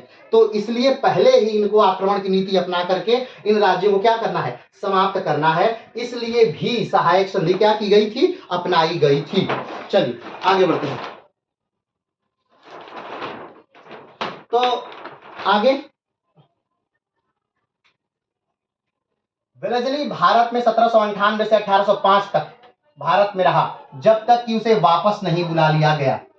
1805 में वेलेज़ली ने इतना उत्पात मचा दिया, इतना युद्ध में अंग्रेजों को झोंक दिया कि कंपनी परेशान हो गई। कंपनी ने कहा कि नहीं भाई, हम इतना युद्ध का खर्च नहीं उठा सकते और नीतियों से चलना है, धीरे धीरे राज्य का विस्तार करना है। आप इतना ज्यादा आक्रमण कर लेंगे, इतना ज्यादा युद्ध कर लेंगे तो कंपनी का लाभ जो है लाभ नहीं होगा, वो हानि होगा। कंपनी को लाभ चाहिए, उसके बाद ये युद्ध चाहिए। ठीक है, ऐसा ना हो कि कंपनी हानि में जा रही हो। और कंपनी हानि में जा रही थी क्योंकि कंपनी के जो पर्सनल लोग थे, यानी कि जो कंपनी कर्मचारी थे, वो अपने आप पे फोकस ज्यादा कर रहे थे। वो किस पर फोकस कर रहे थे? अपने आप पे ज्यादा फोकस कर रहे थे। वो अपना पर्सनल व्यापारिक व्यापार जो है, अपना पर्सनल व्यापार ज्यादा कर रहे थे। कंपनी का व्यापार तो बहुत नाम मात्र का कर रहे थे। तो कहीं ना कहीं कंपनी घाटे में जा रही थी। और कहीं ना कहीं जो रेगुलेटिंग एक्ट है, रेगुलेटिंग मतलब क्या समझते हैं? 1773 में रेगुलेटिंग एक्ट आ गया। अभी तो हम आगे बढ़ गए, 1797 की हम बात करने लगे, लेकिन 1773 में एक एक्ट आया, रेगुलेटिंग एक्ट। रेगुलेट करना होता है नियंत्रित करना। किसको नियंत्रित करना? कंपनी के कर्मचारियों को नियंत्रित करना। तो कंपनी के कर्मचारियों को नियंत्रित करने के लिए लंदन द्वारा, यानी कि ब्रिटिश संसद द्वारा एक एक्ट पारित किया गया था, यानी कंपनी को नियंत्रित करने के लिए, कंपनी के कर्मचारियों को नियंत्रित करने के लिए। क्योंकि कंपनी के जो कर्मचारी थे वो दिन पर दिन अमीर होते चले जा रहे थे। अब जैसे कि यहां से क्लाइव गए, दुनिया भर का सामान लेके जाएंगे, वेलेज़ली जाएंगे, दुनिया भर के सामान लेके जाएंगे, जो लोग जाएंगे वो दुनिया भर का सामान लेके जाएंगे। इतना ज्यादा सामान कहां से भाई आपके पास आ गया? इतना ज्यादा पैसा कहां से आ गया? आप भारत में जा रहे हैं कर्मचारी के तौर पर, और जब भारत से आ रहे हैं तो आप इंग्लैंड के सबसे अमीर व्यक्तियों में से एक व्यक्ति हो जा रहे हैं। आप इंग्लैंड की संसद में प्रधानमंत्री हो जा रहे हैं। अभी जो वेलेज़ली है ये बाद में राजनीति में अच्छा खासा मुकाम हासिल करेंगे। इनके भाई जो है आर्थर वेलेज़ली, ये ब्रिटेन के 3-3 बार प्रधानमंत्री बनेंगे। अब सोचिए, एक अदना सा आदमी ब्रिटेन में जाके अगर 2-2, 3-3 बार प्रधानमंत्री बन रहा है, तो एक तो है कि हाँ भाई वो लीडर है, वो बेहतरीन नायक है, तो उसे लोग पसंद कर रहे हैं। और दूसरा कि आपके पास बेहतरीन ही बेहिसाब पैसा है। ठीक है, तो इसलिए भी क्या हो रहा है, अब धीरे धीरे जो इंग्लैंड है वो कहीं ना कहीं नियंत्रित करेगी, जो संसद है ब्रिटेन की वो कहीं ना कहीं इन्हें नियंत्रित करेगी। तो इसीलिए रेगुलेटिंग एक्ट लाएगी, यानी नियंत्रित करने वाले एक्ट। किसको? कंपनी को नियंत्रित करने वाले एक्ट आएंगे। ठीक है, तो 1805 में वेलेज़ली को क्या कर लिया गया? बुला लिया गया। और वेलेज़ली के जाने के साथ ही द्वितीय आंग्ल मराठा युद्ध जो हुआ वो समाप्त तो हो ही गया, और उसके साथ ही जो सहायक संधि थी वो भी थोड़ी शिथिल पड़ गई। आगे बढ़ते हैं। वेलेज़ली से पहले सर जॉन शोर बंगाल का गवर्नर था। सर जॉन शोर के जाने के बाद लगभग 37 वर्ष की उम्र में वेलेज़ली भारत आया। वेलेज़ली जब भारत आया था उसकी उम्र कितनी थी? वो 37 वर्ष का था। आने से पहले वेलेज़ली ब्रिटिश ईस्ट इंडिया कंपनी का बोर्ड ऑफ आयुक्त भी रह चुका था, यानी एक उच्च पद पर, बोर्ड ऑफ आयुक्त जो है वो बेहतरीन उच्च पद है, उस पर भी वेलेज़ली कार्य कर चुका है। वेलेज़ली को भारत में सहायक संधि के लिए जानते हैं। भारत में अगर जब भी वेलेज़ली का नाम लेंगे, वैसे तो हम ये सारे गवर्नरों को, गवर्नर जनरलों को, वायसरायों को, इन सारे को हम पर्सनल एक एक व्यक्तियों को क्या करेंगे? पढ़ेंगे। लेकिन अभी जब हम पढ़ रहे हैं सहायक संधि, तो बस अभी संक्षिप्त की जान लीजिए कि अगर भारत में वेलेज़ली का नाम लेंगे तो वेलेज़ली यानी सहायक संधि, वेलेज़ली के तौर पर क्या जाना जाता है? सहायक संधि। यानी सहायक संधि से इसने देखिए एक साथ कितने राज्यों को जीत लिया। अवध को जीत लिया, ठीक, एक तरह से उनको क्या कह रहे हैं, मैसूर को कंट्रोल कर लिया, तंजौर को कंट्रोल कर लिया, ठीक, तो जयपुर को कंट्रोल कर लिया, जोधपुर को कंट्रोल कर लिया, बूंदी को कंट्रोल कर लिया। यानी सोचिए, ये नाम तो ऐसे बोल देने में बड़ा आसान सा है, लेकिन ये अपने समय में एक राज्य है, एक बड़े राज्य है, जिनकी अपनी सेना है, जिनका अपना बहुत बड़ा भूमि क्षेत्र है। तो उन सबको किसके कंट्रोल में? राजा वेलेज़ली के कंट्रोल में, यानी अंग्रेजों कंपनी के कंट्रोल में आ जाना, ये बड़ी बात थी। चलिए आगे बढ़ते हैं। आरंभिक नीति अगर वेलेज़ली की देखें तो इसका उद्देश्य था ईस्ट इंडिया कंपनी को सबसे बड़ी शक्ति बनाना। जो इनकी प्रारंभिक नीति थी, यानी कि हमने पहले ही बताया कि वेलेज़ली जब भारत में आए थे तो उनकी दो प्रमुख उद्देश्य था। पहला उद्देश्य था कि कंपनी को राज्य का विस्तार करना, कंपनी को ताकतवर बनाना, और दूसरा जो उद्देश्य था कि फ्रेंच को कहीं न कहीं भारत से निकालना, फ्रेंच को ताकतवर ना होने देना। ये दो उद्देश्यों को लेकर के वेलेज़ली को भारत भेजा गया था। आगे बढ़ते हैं। ये मत समझिएगा कि लॉर्ड वेलेस्ली कोई पहला व्यक्ति था जो सहायक संधि का प्रयोग किया था। इससे पहले भी सहायक संधि का प्रयोग हुआ था। हमने पहले भी कहा कि सहायक संधि का जन्मदाता वेलेस्ली नहीं है। सहायक संधि को जन्म देने वाला जो व्यक्ति है भारत में वो है डुप्ले, जो फ्रांसीसी गवर्नर है। और ब्रिटिश कंपनी भी कहीं ना कहीं सहायक संधि करती आ रही है। हमने पहले ही बताया 1765 में जो इलाहाबाद की संधि होती है वो एक प्रकार की सहायक संधि ही है अवध के नवाब के साथ, ठीक है। लेकिन जो एक व्यवस्थित रूप, एक क्रमबद्ध रूप, जो वर्तमान समय में जो सहायक संधि का स्वरूप है वो स्वरूप देने वाला कौन था? तो वेलेस्ली था, ठीक है। ध्यान रखिएगा वेलेस्ली उस समय, अब वेलेस्ली जब भारत में है उसी समय वेलेस्ली का भाई आर्थर वेलेस्ली भी भारत में है। तो अगर आर्थर वेलेस्ली जब आएगा तो अलग समझिएगा, लॉर्ड वेलेस्ली जो आएगा तो अलग समझिएगा, ठीक है। दोनों कैरेक्टर अलग अलग हैं। और अगर देखा जाए तो भारत में भले वेलेस्ली जो है, लॉर्ड वेलेस्ली ये बड़े पद पर हैं, लेकिन अगर ब्रिटेन में बात करेंगे तो आर्थर वेलेस्ली बाद में ब्रिटेन में चल के 3 बार ब्रिटेन के प्रधानमंत्री बनते हैं, ठीक है। तो ध्यान दीजिए। और आर्थर वेलेस्ली का जो कद है वो कब बढ़ गया? तो वाटरलू के मैदान में नेपोलियन को हराने के बाद आर्थर वेलेस्ली का कद बहुत ज्यादा बढ़ गया, ठीक है। क्योंकि नेपोलियन जो है वैश्विक स्तर का सबसे बड़ा सेनापति माना जा रहा है और अंग्रेजों के लिए सबसे बड़ा खतरा है। तो 1815 में वाटरलू के मैदान में आर्थर वेलेस्ली ने उनको हरा दिया और उनको हराने के बाद कहीं ना कहीं उनका कद बहुत बढ़ गया। भारत में भी आर्थर वेलेस्ली ने किसको हरा दिया? तो भारत में आर्थर वेलेस्ली ने हरा दिया चतुर्थ आंग्ल मैसूर युद्ध में टीपू सुल्तान को मार दिया और उसके बाद मैसूर सल्तनत को अंग्रेजों के कब्जे में ला दिया। तो यहाँ भारत में भी उनका कद बढ़ा और द्वितीय आंग्ल मराठा युद्ध में कहीं ना कहीं मराठों को हरा दिया आर्थर वेलेस्ली ने। तो उससे भी आर्थर वेलेस्ली का कद बढ़ा। आर्थर वेलेस्ली तो अपनी जीवनी, अपनी आत्मकथा में लिखते हैं कि मेरे जीवन का जो सबसे बड़ा युद्ध था, जो सबसे कठिन युद्ध था, वो कौन सा युद्ध था? वो वाटरलू का युद्ध नहीं था नेपोलियन के साथ वाला, वो युद्ध था मराठों के साथ वाला। जो द्वितीय आंग्ल मराठा युद्ध हुआ था वो युद्ध मेरे जीवन का सबसे बड़ा युद्ध था, जिसमें मुझे सबसे ज्यादा डर का अनुभव हुआ, ठीक है। चलिए वो आर्थर वेलेस्ली की बातें हैं, वो हम बाद में कभी पढ़ेंगे। अभी आगे बढ़ते हैं। वेलेस्ली ने अपनी राजनीतिक उद्देश्यों की पूर्ति हेतु 3 उपाय अपनाए, ठीक है। पहला, सहायक संधि। उपाय क्या किया आर्थर वेलेस्ली? जो वेलेस्ली हैं, लॉर्ड वेलेस्ली, तो लॉर्ड वेलेस्ली ने अपने उपाय को पूरा करने के लिए क्या क्या कार्य किया? पहला, सहायक संधि, यानी संधि करके राज्यों को अपने में मिला लेना। दूसरा, खुला युद्ध करके राज्यों को मिला लेना, यानी युद्ध, अगर आप सहायक संधि से हमारे राज्य में नहीं मिलेंगे तो हम क्या करेंगे? युद्ध करके आपको अपना लेंगे। तीसरा, पहले से अधीन शासकों के राज्यों को हड़प लेना। अब जो राज्य पहले से अंग्रेजों के अधीन है, जो अंग्रेजों की स्वायत्ता स्वीकार कर लिए हैं कि भाई साहब हम आपकी सारी बात मानेंगे, तो अंग्रेजों ऐसा नहीं कि उनको भी छोड़ दिया, अंग्रेजों ने उनको भी नहीं छोड़ा, कंपनी ने उसको भी नहीं छोड़ा। उन पर ये आरोप लगा दिया गया कि आप अपने राज्य को सही तरह से नहीं चला रहे हैं। इस आरोप को लगा करके उस राज्य को हड़प लिया, जैसे तंजौर को, ठीक है। तो ये आरोप लगाकर उस राज्य को हड़प लिया गया। तो जो राज्य पहले से अंग्रेजों के कंट्रोल में हैं, जो अंग्रेजों की बातों को माने हुए हैं, उनके भी राज्य क्षेत्र को नहीं छोड़ा गया। तो 3 नियम से वो राज्यों को हड़प रहे थे, सहायक संधि द्वारा, खुले युद्ध द्वारा और पहले से अधीन शासकों के राज्यों को हड़प करके अंग्रेज अपने राज्य का क्या कर रहे थे? विस्तार कर रहे थे। चलिए आगे बढ़ते हैं। सहायक संधि में क्या होता था? अब सबसे इंपॉर्टेंट टॉपिक जो अभी है कि सहायक संधि में क्या होता था, ये सबसे इंपॉर्टेंट टॉपिक। अगर सहायक संधि, बार बार किसी संधि का नाम लिया जा रहा है कि इस संधि में ये है, तो उस संधि में क्या है? ऐसा क्या है एक संधि में जिससे कोई राज्य खत्म हो जा रहा है, कोई राज्य की स्थिति चरमरा जा रही है, राजा जो है उनकी मनोदशा, मनोवृत्ति बदल जा रही है, ऐसा उस नीति में, उस संधि में क्या है? तो आइए उस बात को हम जानते हैं। पहला, तो कंपनी राज्य की सुरक्षा का दायित्व ले लेती थी। ध्यान रखिएगा, अगर हम आपसे सहायक संधि कर रहे हैं, मान लीजिए अंग्रेजों ने सहायक संधि की अवध से, किससे सहायक संधि की? अवध से। तो अंग्रेजों की सहायक संधि हो गई अवध से, तो अब अवध अपनी सुरक्षा नहीं करेगा। अवध क्या करेगा? अपनी सुरक्षा अवध नहीं करेगा, ठीक। अब भाई आप कहेंगे कि अवध अपनी सुरक्षा नहीं करेगा, तो क्या दूसरे राज्य आकर अवध को कब्जा नहीं कर लेंगे? बात समझिए, अवध अपनी सुरक्षा नहीं करेगा, अवध अपनी सेना नहीं रखेगा। जैसे कि कोई देश सेना रखने के लिए रंगरूट नियुक्त करता है, लेकिन सैनिकों को नियुक्त करता है, भर्तियां होती हैं, तो अब अवध कोई सैनिक भर्ती नहीं करेगा, अवध कोई सेना नहीं रखेगा, सेना रखेंगे अंग्रेज, ठीक है। सेना अंग्रेजों की, अवध की सुरक्षा की जिम्मेदारी किसकी? अंग्रेजों की।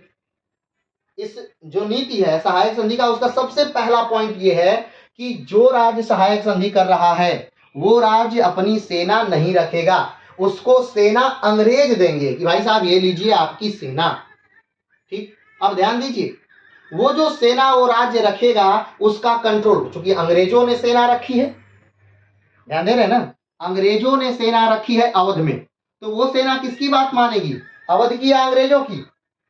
स्वाभाविक बात है, अगर अंग्रेजों ने नियुक्त किया है, अंग्रेजी सैनिक हैं, या मान लीजिए भारतीय सैनिक भी है उसमें, तो बात किसके मानेंगे, सैनिकों किसके हैं, कमांडर उसका लीडर कौन है, अंग्रेज है। ठीक, उसका हेड कौन है, अंग्रेज है, जो उच्च उच्च पदों पर है वो कौन है, अंग्रेज है। तो सेना किसकी बात मानेगी, अंग्रेजों की बात मानेगी। यानी देखिए, सेना अंग्रेजों की रख ली गई अवध में, लेकिन अब ये बात मत सोचिएगा कि अवध इसका खर्चा अंग्रेज देंगे, ऐसा नहीं है। उस सेना का खर्चा कौन देगा, अवध देगा। यानी सेना किसकी, अंग्रेजों की, बात मानेगी किसकी, अंग्रेजों की, लेकिन सेना का खर्चा कौन देगा, अवध देगा। अब सैनिकों को वेतन कौन दे रहा है, अवध दे रहा है। सैनिकों को महंगे हथियार कौन दे रहा है, अवध दे रहा है। सैनिकों को आधुनिक हथियार कौन दे रहा है, अवध दे रहा है। सैनिकों को वेतन कौन देगा, अवध देगा। सैनिकों को कपड़े, जूते, मोजे या उनकी सारी जरूरतों की सारी चीजें कौन देगा, अवध देगा। लेकिन सेना किसकी है, अंग्रेजों की है। अब सोचिए, अंग्रेजों ने बिना 1 रुपए खर्च किए अपनी 50,000 की सेना अवध में रख ली, और जब भी अंग्रेजों को जरूरत होगी, मान लीजिए कल मराठों से लड़ने में जरूरत हो, या परसों फ्रांस से लड़ने में जरूरत हो, या नरसों किसी और से लड़ने में जरूरत हो, तो वही सैनिक अंग्रेजों के पास आ जाएंगे जो अवध के पास हैं। और अवध को तो अब कोई युद्ध करना ही नहीं है, क्योंकि अवध इस संधि में और भी शर्तें हैं, अभी तो बस पहली संधि शर्त को समझिए, अवध को युद्ध क्यों नहीं करना है आगे क्लियर हो जाएगा। पहली बात समझ में आ गई कि जो राज्य सहायक संधि करेगा वो अपनी पर्सनल सेना नहीं रखेगा, उसकी सुरक्षा की जिम्मेदारी अंग्रेजों की है। अंग्रेज वहां पर सेना रखेंगे, लेकिन उसका खर्च वो राज्य देगा। ठीक, और वो राज्य कैसे उसका खर्च चुकाएगा ये भी जानिए। वो राज्य एक बड़ा भूभाग, मान लीजिए कि सैनिकों का खर्च आता है 26 लाख रुपए, क्या मान लिए सैनिकों का खर्च आता है 26 लाख रुपए वार्षिक। तो अब 26 लाख रुपए वार्षिक नहीं देना है, उस अवध को 26 लाख रुपए वार्षिक नहीं देना है अंग्रेजों को, नहीं। अवध ऐसे प्रांतों को अंग्रेजों को दे देगा हमेशा के लिए, ऐसे प्रांतों को अंग्रेजों को हमेशा के लिए दे देगा जहां से 26 लाख रुपए वार्षिक प्राप्त होते हों। तो अवध ने मान लीजिए अपने बहुत सारे भूभाग क्या कर दिए, अंग्रेजों को दे दिए जहां से 26 लाख रुपए वार्षिक आता हो। तो अब देखिए, अंग्रेजों को भू क्षेत्र भी मिल गया, सेना भी मिल गई, यानी उनकी सेना में भी वृद्धि हो गई और उनके क्षेत्र में भी वृद्धि हो गई। क्लियर है। और धीरे धीरे ये सेना का दबाव जो है वो किस पर बढ़ता जाएगा, अवध पर बढ़ता जाएगा। मान लीजिए ठीक है, आज हमारे पास बहुत धन पहले से संचित है, हमने एक साल दे दिया 26 लाख रुपए, फिर अगले साल फिर 26 लाख रुपए, अगले साल फिर 26 लाख रुपए। ये 26 लाख रुपए घटना नहीं है। अगर राजा को अपनी सेना रखनी होती तो समय के अनुसार सेना कम कर सकता है, ज्यादा कर सकता है, निकाल सकता है, रोक सकता है, वेतन रोक सकता है, कुछ भी कर सके, अपने बजट को मेंटेन कर सकता है, अर्थव्यवस्था को। लेकिन यहां पर हर साल 26 लाख रुपए अंग्रेजों को देना ही है उस भू क्षेत्र से। ठीक, और धीरे धीरे वो राशि बढ़ती जानी है, यानी क्षेत्र इनको और देते जाना है, देते जाना। तो एक समय ऐसा आएगा कि इनके पास क्षेत्र ही नहीं बचे। ठीक, चलिए अब मान लीजिए ये तो बड़े क्षेत्र हैं, इन्होंने अपना भूभाग दे दिया, लेकिन ऐसे छोटे क्षेत्र भी होंगे, छोटे राज्य जिनके भूभाग से इतना धन निकलता ही नहीं होगा, तब उनको क्या करना है, तो उनको पैसा देना है। उनको अपनी सुरक्षा के लिए अंग्रेजों को उतना पैसा देना है जितनी की सेना उनके यहाँ रखी गई है। उस सेना का खर्च अंग्रेजों को हर माह देना है, हर साल देना है। और अगर वो राज्य वो खर्च नहीं दे पाएंगे तो अंग्रेज उस राज्य को अपने राज्य में मिला लेंगे। ये सहायक संधि है। चलिए, तो सहायक संधि का पहला पॉइंट क्या था कि कंपनी राज्य की सुरक्षा का दायित्व ले लेती है। कंपनी राज्य की सुरक्षा का क्या ले ली, दायित्व ले ली। ये पहला पॉइंट समाप्त। अगला, संधि करने वाले राज्य में संधि करने वाले राज्य में अंग्रेजी से रखी जाएगी। संधि करने वाले राज्य में अंग्रेजी सेना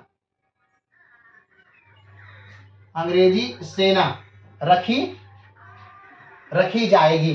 ठीक है, ये बात पहले ही हमने बता दिया। आगे बढ़ते हैं। जिस राज्य में अंग्रेजी सेना रहेगी वही राज्य सेना का खर्च उठाएगा। यानी हमने बताया कि मान लीजिए हमने सहायक संधि की, अंग्रेजों ने सहायक संधि की अवध से, और अवध को सैनिक सहायता दे दी, 50,000 के सैनिक रख दिए अवध में, तो अवध ही उस सैनिकों का खर्च क्या करेगा, उठाएगा। चलिए, अब अंग्रेजों को 1 रुपए का खर्च नहीं, अंग्रेजों के 50,000 सैनिक अवध में हैं, और ऐसे ही करके वो हर राज्य में अपने सैनिक को रखेगा। और देख लीजिए, इससे अंग्रेज क्या हो रहे हैं, मजबूत होते जा रहे हैं, क्योंकि उनके सैनिक तो हैं, लेकिन अंग्रेजों का खर्चा कितना हो रहा है, 1 रुपए भी नहीं खर्चा हो रहा है। उनके सैनिक भी रह रहे हैं और उनका खर्चा भी नहीं हो रहा है। चलिए आगे बढ़ते हैं। एक अंग्रेजी रेजिडेंस उस राज्य की राजधानी में रहेगा। यानी कहने का मतलब कि एक अंग्रेजों का दल जो है, एक अंग्रेजों का दल जिसने सहायक संधि की है, उसकी राजधानी में रहेगा। अपना घर बना करके उसकी राजधानी में एक अंग्रेजों का दल उसकी राजधानी में रहेगा। क्यों?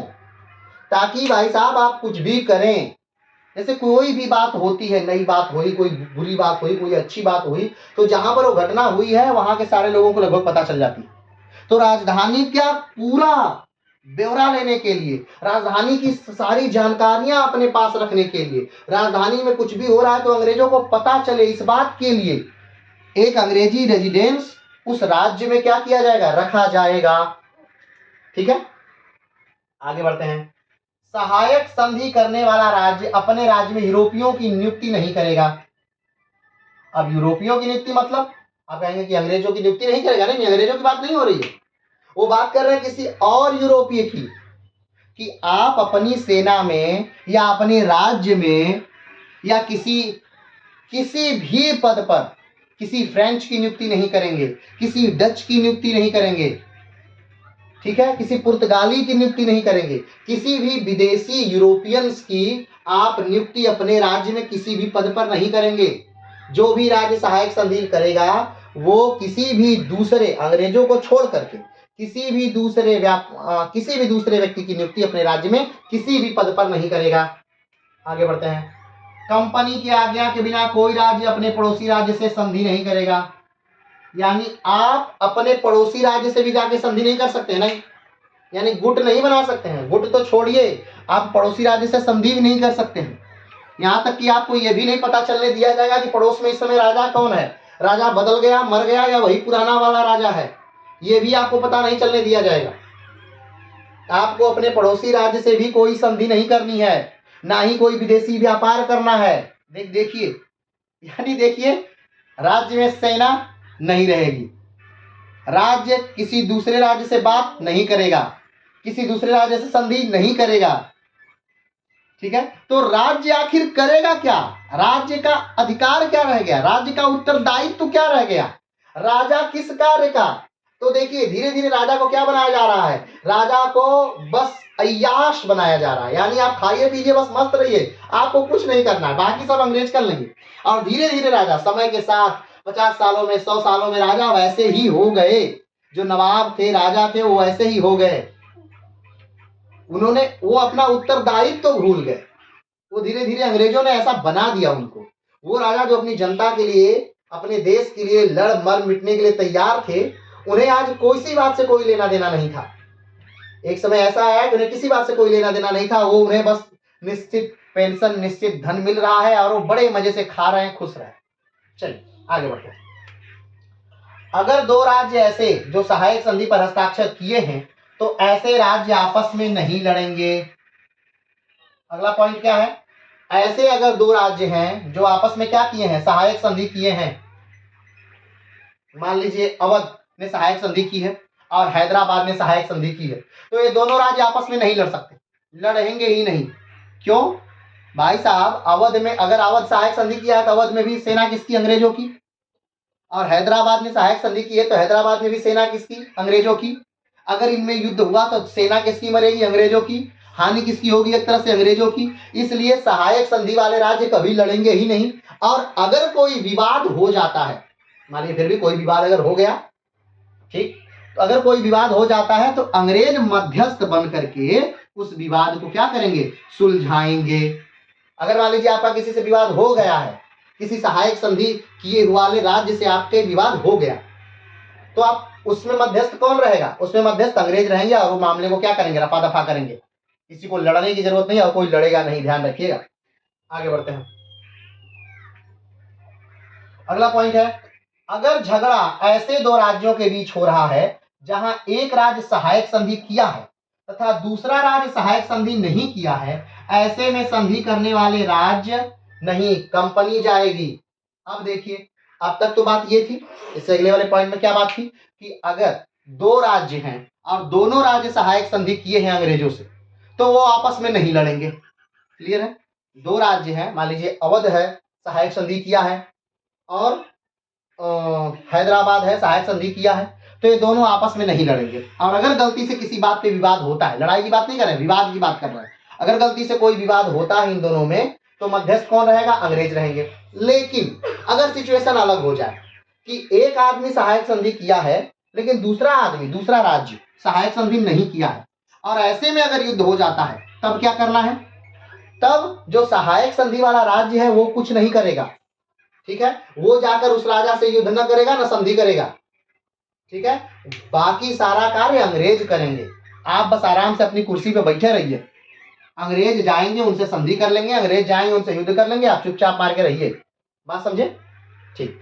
अगर दोनों राज्य सहायक संधि में हैं तो क्या क्या होगा, जब युद्ध नहीं करना है, अंग्रेज बीच में रहेंगे, मध्यस्थ रहेंगे, यानी जज रहेंगे, आप दोनों लोग का मामला सुलटा देंगे।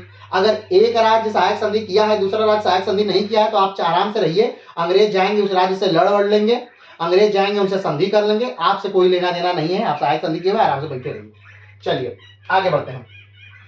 बड़े राज्य अंग्रेजों की सेना रखेंगे और उसके लिए जो खर्च आएगा उसको वहन करने के लिए अंग्रेजों को एक बड़ा भूभाग देंगे। ठीक है, बड़े राज्य जो है वो क्या करेंगे, मान लीजिए अवध जैसा बड़ा राज्य है, ठीक, और उससे सहायक संधि किया गया है, अंग्रेजों ने उससे सहायक संधि किया है, तो अवध क्या करेगा, सेना रखेगा। वो क्या कर लेगा, सेना रख लेगा।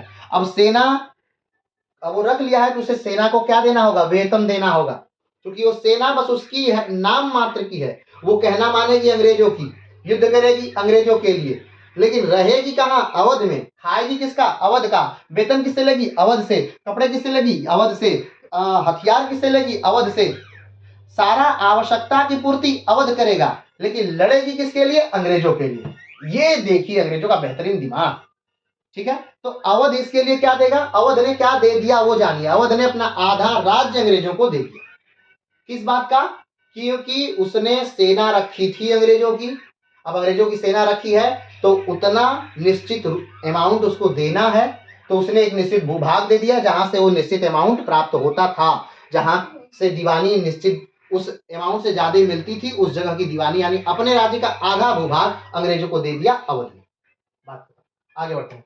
पूरा खर्च अंग्रेज वहन कर सके, यह दिए हुए क्षेत्र पर उस राजा का किसी प्रकार से कोई अधिकार नहीं होगा, बल्कि उस क्षेत्र पर कंपनी का अधिकार होगा। और जो क्षेत्र अंग्रेजों को दे दिया गया है, अपनी उस सेना के खर्च के लिए जो क्षेत्र अंग्रेजों को दे दिया गया है, उस क्षेत्र पर अवध का या उस राजा का कोई अधिकार नहीं होगा, उस पर अधिकार किसका होगा, उस पर अधिकार अंग्रेजों का होगा। ये बात भी ध्यान रखिएगा। आगे बढ़ते हैं। लेकिन जो सेना छोटे राज्य रखते थे वो इस सेना के बदले कंपनी को धन देते थे, क्योंकि उन छोटे राज्यों के पास कंपनी को देने के लिए बड़े भूभाग नहीं थे।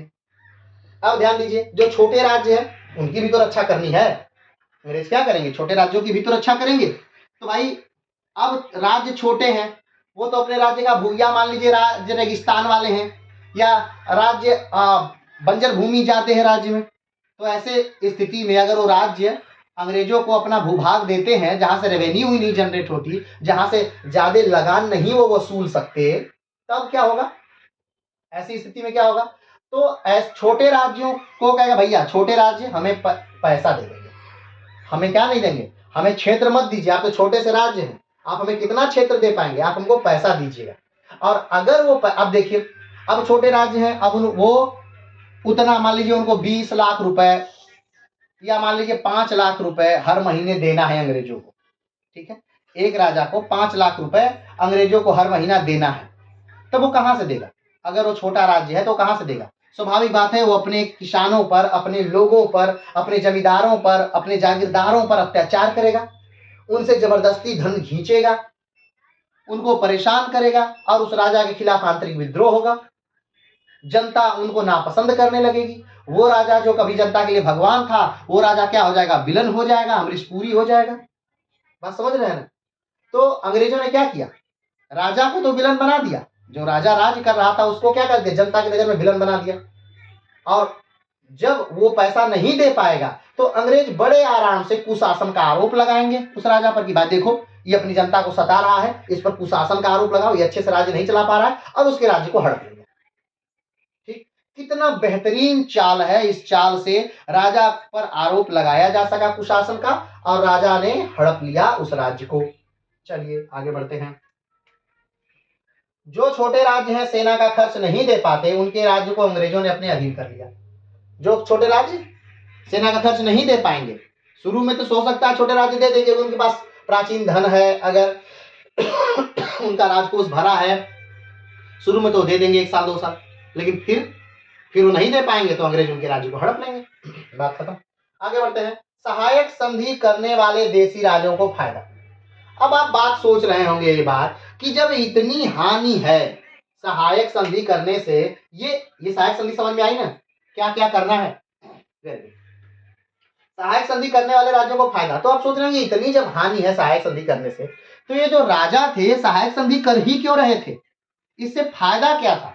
तो इससे मुख्य बस 2 फायदा था। वैसे देखा जाए तो सहायक संधि से कोई फायदा नहीं है, लेकिन मजबूरी में चूंकि सहायक संधि करना पड़ रहा है, तो फिर भी इससे 2 फायदा है। अगर जबरदस्ती फायदा निकाला जाए तो 2 फायदा है सहायक संधि से। एक, राजा को किसी दूसरे राजा से लड़ने की जरूरत नहीं, अंग्रेज उस बात को समझेंगे। और राज्य में अगर विद्रोह हो रहा है, आंतरिक विद्रोह, तो उसे भी कौन दबाएगा? अंग्रेज दबाएंगे। क्लियर है? क्या फायदा देख लीजिए। कंपनी राज्य के आंतरिक मामलों में हस्तक्षेप नहीं करेगी। कंपनी आपके राज्य के आंतरिक मामलों में हस्तक्षेप नहीं करेगी, यानी राजा कौन बनेगा, राजकुमार कौन बनेगा, युवराज कौन बनेगा, इसमें कंपनी हस्तक्षेप नहीं करेगी। लेकिन ये बस नाम मात्र कहने के लिए बात थी, और यहाँ बस लिखने के लिए बात है। वास्तविकता में कंपनी हर मामले में आपके हस्तक्षेप करेगी ही करेगी। ठीक, अगला पॉइंट, कंपनी सहायक संधि वाले राज्य को युद्ध के से सुरक्षा देगी। अगली बात, कंपनी क्या देगी? सुरक्षा देगी। दूसरा, अगर राजा आक्रमण कर रहा है तो आपको बचाएगी, वो सैनिक जो आपने रखे हैं, ठीक है, उन सैनिकों को भेजेगी लड़ने के लिए, जाओ भाई लड़ो, और आपको बचाए। आगे बढ़ते हैं। आंतरिक विद्रोह से कंपनी मुक्ति दिलाएगी। अगर मान लीजिए आप इतना अत्याचार चूंकि आप कर चुके हैं अपने राज्य पर, ज्यादा पैसा लेने के लिए, कंपनी को देने के लिए, तो आपने स्वाभाविक बात है आपके राज्य में आंतरिक विद्रोह होगा, तो उस आंतरिक विद्रोह को कौन करेगा? कंपनी दबाएगी। आपको उससे नहीं घबराना है, कंपनी से दबाएगी। ये फायदा था देशी राजाओं को सहायक संधि करने से। चलिए अब बात करते हैं भारतीय राजाओं को सहायक संधि से हानि। हानि क्या थी इस सहायक संधि से? हानि क्या थी? वैसे तो सारी बस हानि ही हानि थी सहायक संधि से, लेकिन क्या क्या हानि थी उसे आइए लाइन बाय लाइन हम लोग थोड़ा सा देख लेते हैं। ठीक है, पहला पॉइंट था क्या हानि है? तो इस संधि से भारतीय राज्य मानसिक रूप से कमजोर हो गए। राजाओं को मानसिक रूप से कमजोर कर दिया गया। क्या मानसिक रूप से कमजोर? कि आप में शक्ति कहाँ है, आप में शक्ति ही नहीं है एक तरह से। ठीक, राजा अभी सोचने लगे हमारे पास शक्ति नहीं है, हम बस किस तरह जी लें, खा लें, हम बस अपना अस्तित्व बनाए रख सकें, बस यही राजा सोचने लगे। राजा संघर्ष की बात ही छोड़ दिए, राजा लड़ने की बात ही छोड़ दिए, राजा अंग्रेजों को ज्यादा महत्व देने लगे, राजा अंग्रेजों को गुलाम हो गए या चाटुकार हो गए। अंग्रेजों ने ऐसा बना दिया इस सहायक संधि से कि राजा ने लड़ने की जो भावना थी उसे ही त्याग दिया। दूसरा, विदेशी संबंध खत्म। आप चाहकर भी किसी दूसरे राज्य से कोई संबंध नहीं रख सकते थे, क्योंकि आपकी सहायक संधि हो गई, तो आप दूसरे राज्य से कोई संबंध नहीं रखेंगे। मान लीजिए हो सकता है कभी एक राजा कमजोर हुआ करता था, दूसरे राजा से सहायता लेकर के, भाई बंधु का सहायता लेकर के आक्रमण करके जीत जाया करता था, उस राज्य की गरिमा वापस आ जाया करती थी। लेकिन ये बातें खत्म हो गई। ठीक है, ये गरिमा वाली बात खत्म हो गई। तो सहायक संधि का एक पॉइंट ही था कि आप दूसरे राज्य से संबंध नहीं रखेंगे, तो ये बात खत्म हो गई। अगला, राज्य पूरी तरह से निशस्त्रीकरण हो गया। निशस्त्रीकरण हो का अर्थ होता है कि हथियार ना रखना। तो स्वाभाविक बात है, राज्य का की जब सुरक्षा की पूरी जिम्मेदारी कंपनी ने ले ली, तो राज्य में अब क्या है? हथियार है ही नहीं। राज्य में जब सैनिक ही नहीं है तो लड़ेगा कौन राजा की तरफ से? तो राजा पंगु हो गया, हाथ होते हुए भी उसे ऐसा दर्शाना पड़ा कि उसके पास हाथ ही नहीं है, युद्ध लड़ने के लिए हाथ ही नहीं है, क्योंकि युद्ध लड़ने के लिए जो सबसे बड़ी चीज चाहिए वो सेना चाहिए, और सेना ने तो अंग्रेजों ने रख ली है। अगर ये फिर से सेना बनाते हैं तो उसके लिए धन चाहिए, और धन अंग्रेजों ने इनके पास छोड़ा नहीं है सहायक संधि से। चलिए आगे बढ़ते हैं। आंतरिक मामले में हस्तक्षेप। हर राजा जो सहायक संधि कर लिया है उसके आंतरिक मामले में अंग्रेज ही हस्तक्षेप करते थे। कौन राजा बनेगा, कौन युवराज बनेगा, आप क्या करेंगे, अब क्या करेंगे, किस राजा से बात करना है, क्या नहीं करना है, हर बात निर्धारित अंग्रेज करेंगे। आगे बढ़ते हैं। राज्यों का आर्थिक बोझ बढ़ गया। राज्य को हर महीने या हर साल फिक्स है कितना अमाउंट देना है अंग्रेज को। अगर अंग्रेजों को उतना अमाउंट नहीं दिया जाएगा तो अंग्रेज क्या करेंगे, राज्य को हड़प लेंगे। तो दिन पर दिन आर्थिक बोझ से वो दबते गए, और आर्थिक बोझ से दबने के कारण वो अपने किसानों पर अत्याचार करने लगे, अपने लोगों पर अत्याचार करने लगे। उनकी नीति राजा से बदल करके धन लोलुप व्यक्ति की तरह हो गई। वो बस धन धन धन हमेशा उनके दिमाग में विकास का कार्य, जैसे कि राजा जब कोई राजा बनता था तो उसके दिमाग में होता था कि हम ऐसा क्या कर दें कि हम इतिहास में अमर हो जाएं, हम ऐसा क्या बना दें जिससे लोग हमें हमेशा याद रखें। लेकिन अब ये बातें खत्म हो गई। अब राजा के दिमाग में हमेशा बस धन धन धन धन धन धन धन होता था, और वो धन कहां से प्राप्त करे, बस ये विद्या होती थी तो लोगों पर अत्याचार करने लगा था। अब राजा राजा नहीं रह गया था, वो धन लोलुप प्राणी हो गया था। एक ऐसा जीव जो धन की तलाश में जीवित रहता है, वो ऐसा प्राणी हो चुका था। आगे बढ़ते हैं। यह सहायक संधि एक मीठे विष के समान था, धीरे धीरे पूरा साम्राज्य समाप्त हो जाता था। एक बार मान लीजिए आपने सहायक संधि कर लिया, धीरे धीरे धीरे धीरे क्या होगा, आपका पूरा साम्राज्य क्या हो जाता था, समाप्त हो जाता था। पहले तो आपको लगता था कि हाँ हमें किसी से डरने की क्या जरूरत, लेकिन इतना भार हो जाता था, इतना ऋण हो जाता था आपके सर पे कि आप उसे चुकाते चुकाते अपना पूरा साम्राज्य खो बैठते थे, और आप कुछ कर ही नहीं पाते थे। बस आप जीवित थे लेकिन आप कुछ करते नहीं थे। आप राजा थे लेकिन राजा का दायित्व तो नहीं निभा रहे थे, क्योंकि जो राजा था प्राचीन काल में, राजा को क्या मान लिया गया था, भगवान। कि राजा जो है वो भगवान के रूप में आता है, या भगवान जो है वही अपने प्रतिनिधि को राजा बनाता है, और राजा जो है हमारी सुरक्षा के लिए, हमारी रक्षा के लिए, हमारी भलाई के लिए। लेकिन ये बातें ही इस समय क्या हो चुकी थी, समाप्त हो चुकी थी, क्योंकि राजा को बस अब अपने जीवित रहने की ही क्या बात थी, चिंता थी। राजा सिर्फ अपने जीवित रहने की ही बातें अब सोच रहा था। आगे बढ़ते हैं। कार्ल मार्क्स कहते हैं कि राज्य का अस्तित्व उसी दिन खत्म हो जाता है जिस दिन राजा सहायक संधि करता है। कार्ल मार्क्स एक बहुत बड़े विचारक हैं, जिनकी रचना है दास कैपिटल। वो कहते हैं कि कोई भी राज्य उसी दिन समाप्त हो जाता है जिस दिन वो क्या कर लेता है, सहायक संधि कर लेता है, वो राज्य उसी दिन समाप्त हो जाता है। राजा अब विलासी हो गए। अब ध्यान दीजिए, राजा जब राजा को प्रजा के बारे में सोचना ही नहीं है, राजा को कुछ निर्माण के बारे में सोचना ही नहीं है, राजा को बस चारों तरफ बस धन की व्यवस्था करनी है, तो राजा क्या हो गए, लोभी हो गए। राजा बस एक चीज सोचने लगे कि धन कहां से मिलेगा, और राजा बस अपने जीविका पार्जन के बारे में सोचने लगे, तो राजा स्वाभाविक बात है लोभी हो गए। बात खत्म। आगे बढ़ते हैं। तंजौर के राजा परेशान होकर अपना राज्य कंपनी को दे दिए। अब ध्यान रखिए, ऐसे भी राज्य हैं जिन्होंने जो तंग आ गए, बार बार धन से क्या आ गए, तंग आ गए, और उन्होंने अपना राज्य ही क्या दे दिया, कंपनी, भाई राज्य ही ले लीजिए, मेरे पास तो अब देने के लिए आपके पास पैसा ही नहीं है, मेरे पास पैसा ही नहीं है, राज्य में पैसा ही नहीं है, आप मेरा राज्य ही ले लीजिए। दे दिया। कर्नाटक के नवाब ने अपने राज्य का 80% भाग कंपनी को दे दिया। अपनी सुरक्षा के लिए, ध्यान रखिए, अपनी सुरक्षा के लिए उन्होंने पूरा राज्य दे दिया। अपनी सुरक्षा के लिए अवध ने आधा राज्य दे दिया। अपनी सुरक्षा के लिए कर्नाटक के जो नवाब हैं वो देखिए वो क्या दे रहे हैं, वो 80% अपना राज्य का भाग दे रहे हैं। किससे सुरक्षा अब, किस चीज की सुरक्षा अब, जब आपके पास कुछ है ही नहीं तो सुरक्षा क्या, अब किस चीज, किससे सुरक्षा। आगे बढ़ते हैं। भारतीय राज्य कमजोर हो गए, स्वाभाविक बात है, जब इतना खर्च आ जाएगा तो कमजोर हो जाएंगे। सहायक संधि करने वाले राज्य दिवालिया हो गए। जनता के ऊपर अत्यधिक कर लगाकर उनका शोषण किया गया। ठीक, आगे बढ़ते हैं। अगला जो पॉइंट है वो है सहायक संधि से कंपनी को लाभ। ये तो था भारतीय राजाओं को सहायक संधि से हानि कि क्या क्या हानि हुई। हानि क्या हुई कि पूर्णतः राज्य ही समाप्त हो गए, पूर्णतः राज्य कमजोर हुए और समाप्त हो गए। जो अंग्रेजों ने चाहा, जैसा चाहा कि राज्य उनके में विलीन हो जाए, वैसा ही हुआ। पूरी तरह से राज्य ही क्या हो गए, समाप्त हो गए। यही मुख्य चीज जो अंग्रेज चाहते थे वो सहायक संधि से हो गई। ठीक, अगला सहायक संधि से कंपनी को लाभ क्या हुआ, क्योंकि आप तो लाभ जान ही गए होंगे, लेकिन फिर भी एक बार देख लीजिए। राज्य किसी भी प्रकार का संघ नहीं बना सकते थे, कंपनी के लिए फायदा था। अभी आपने देखा, अभी आप देखेंगे या फिर आपने देखा, इससे पहले ही हो चुका था, ये बड़ा सोची समझी साजिश है।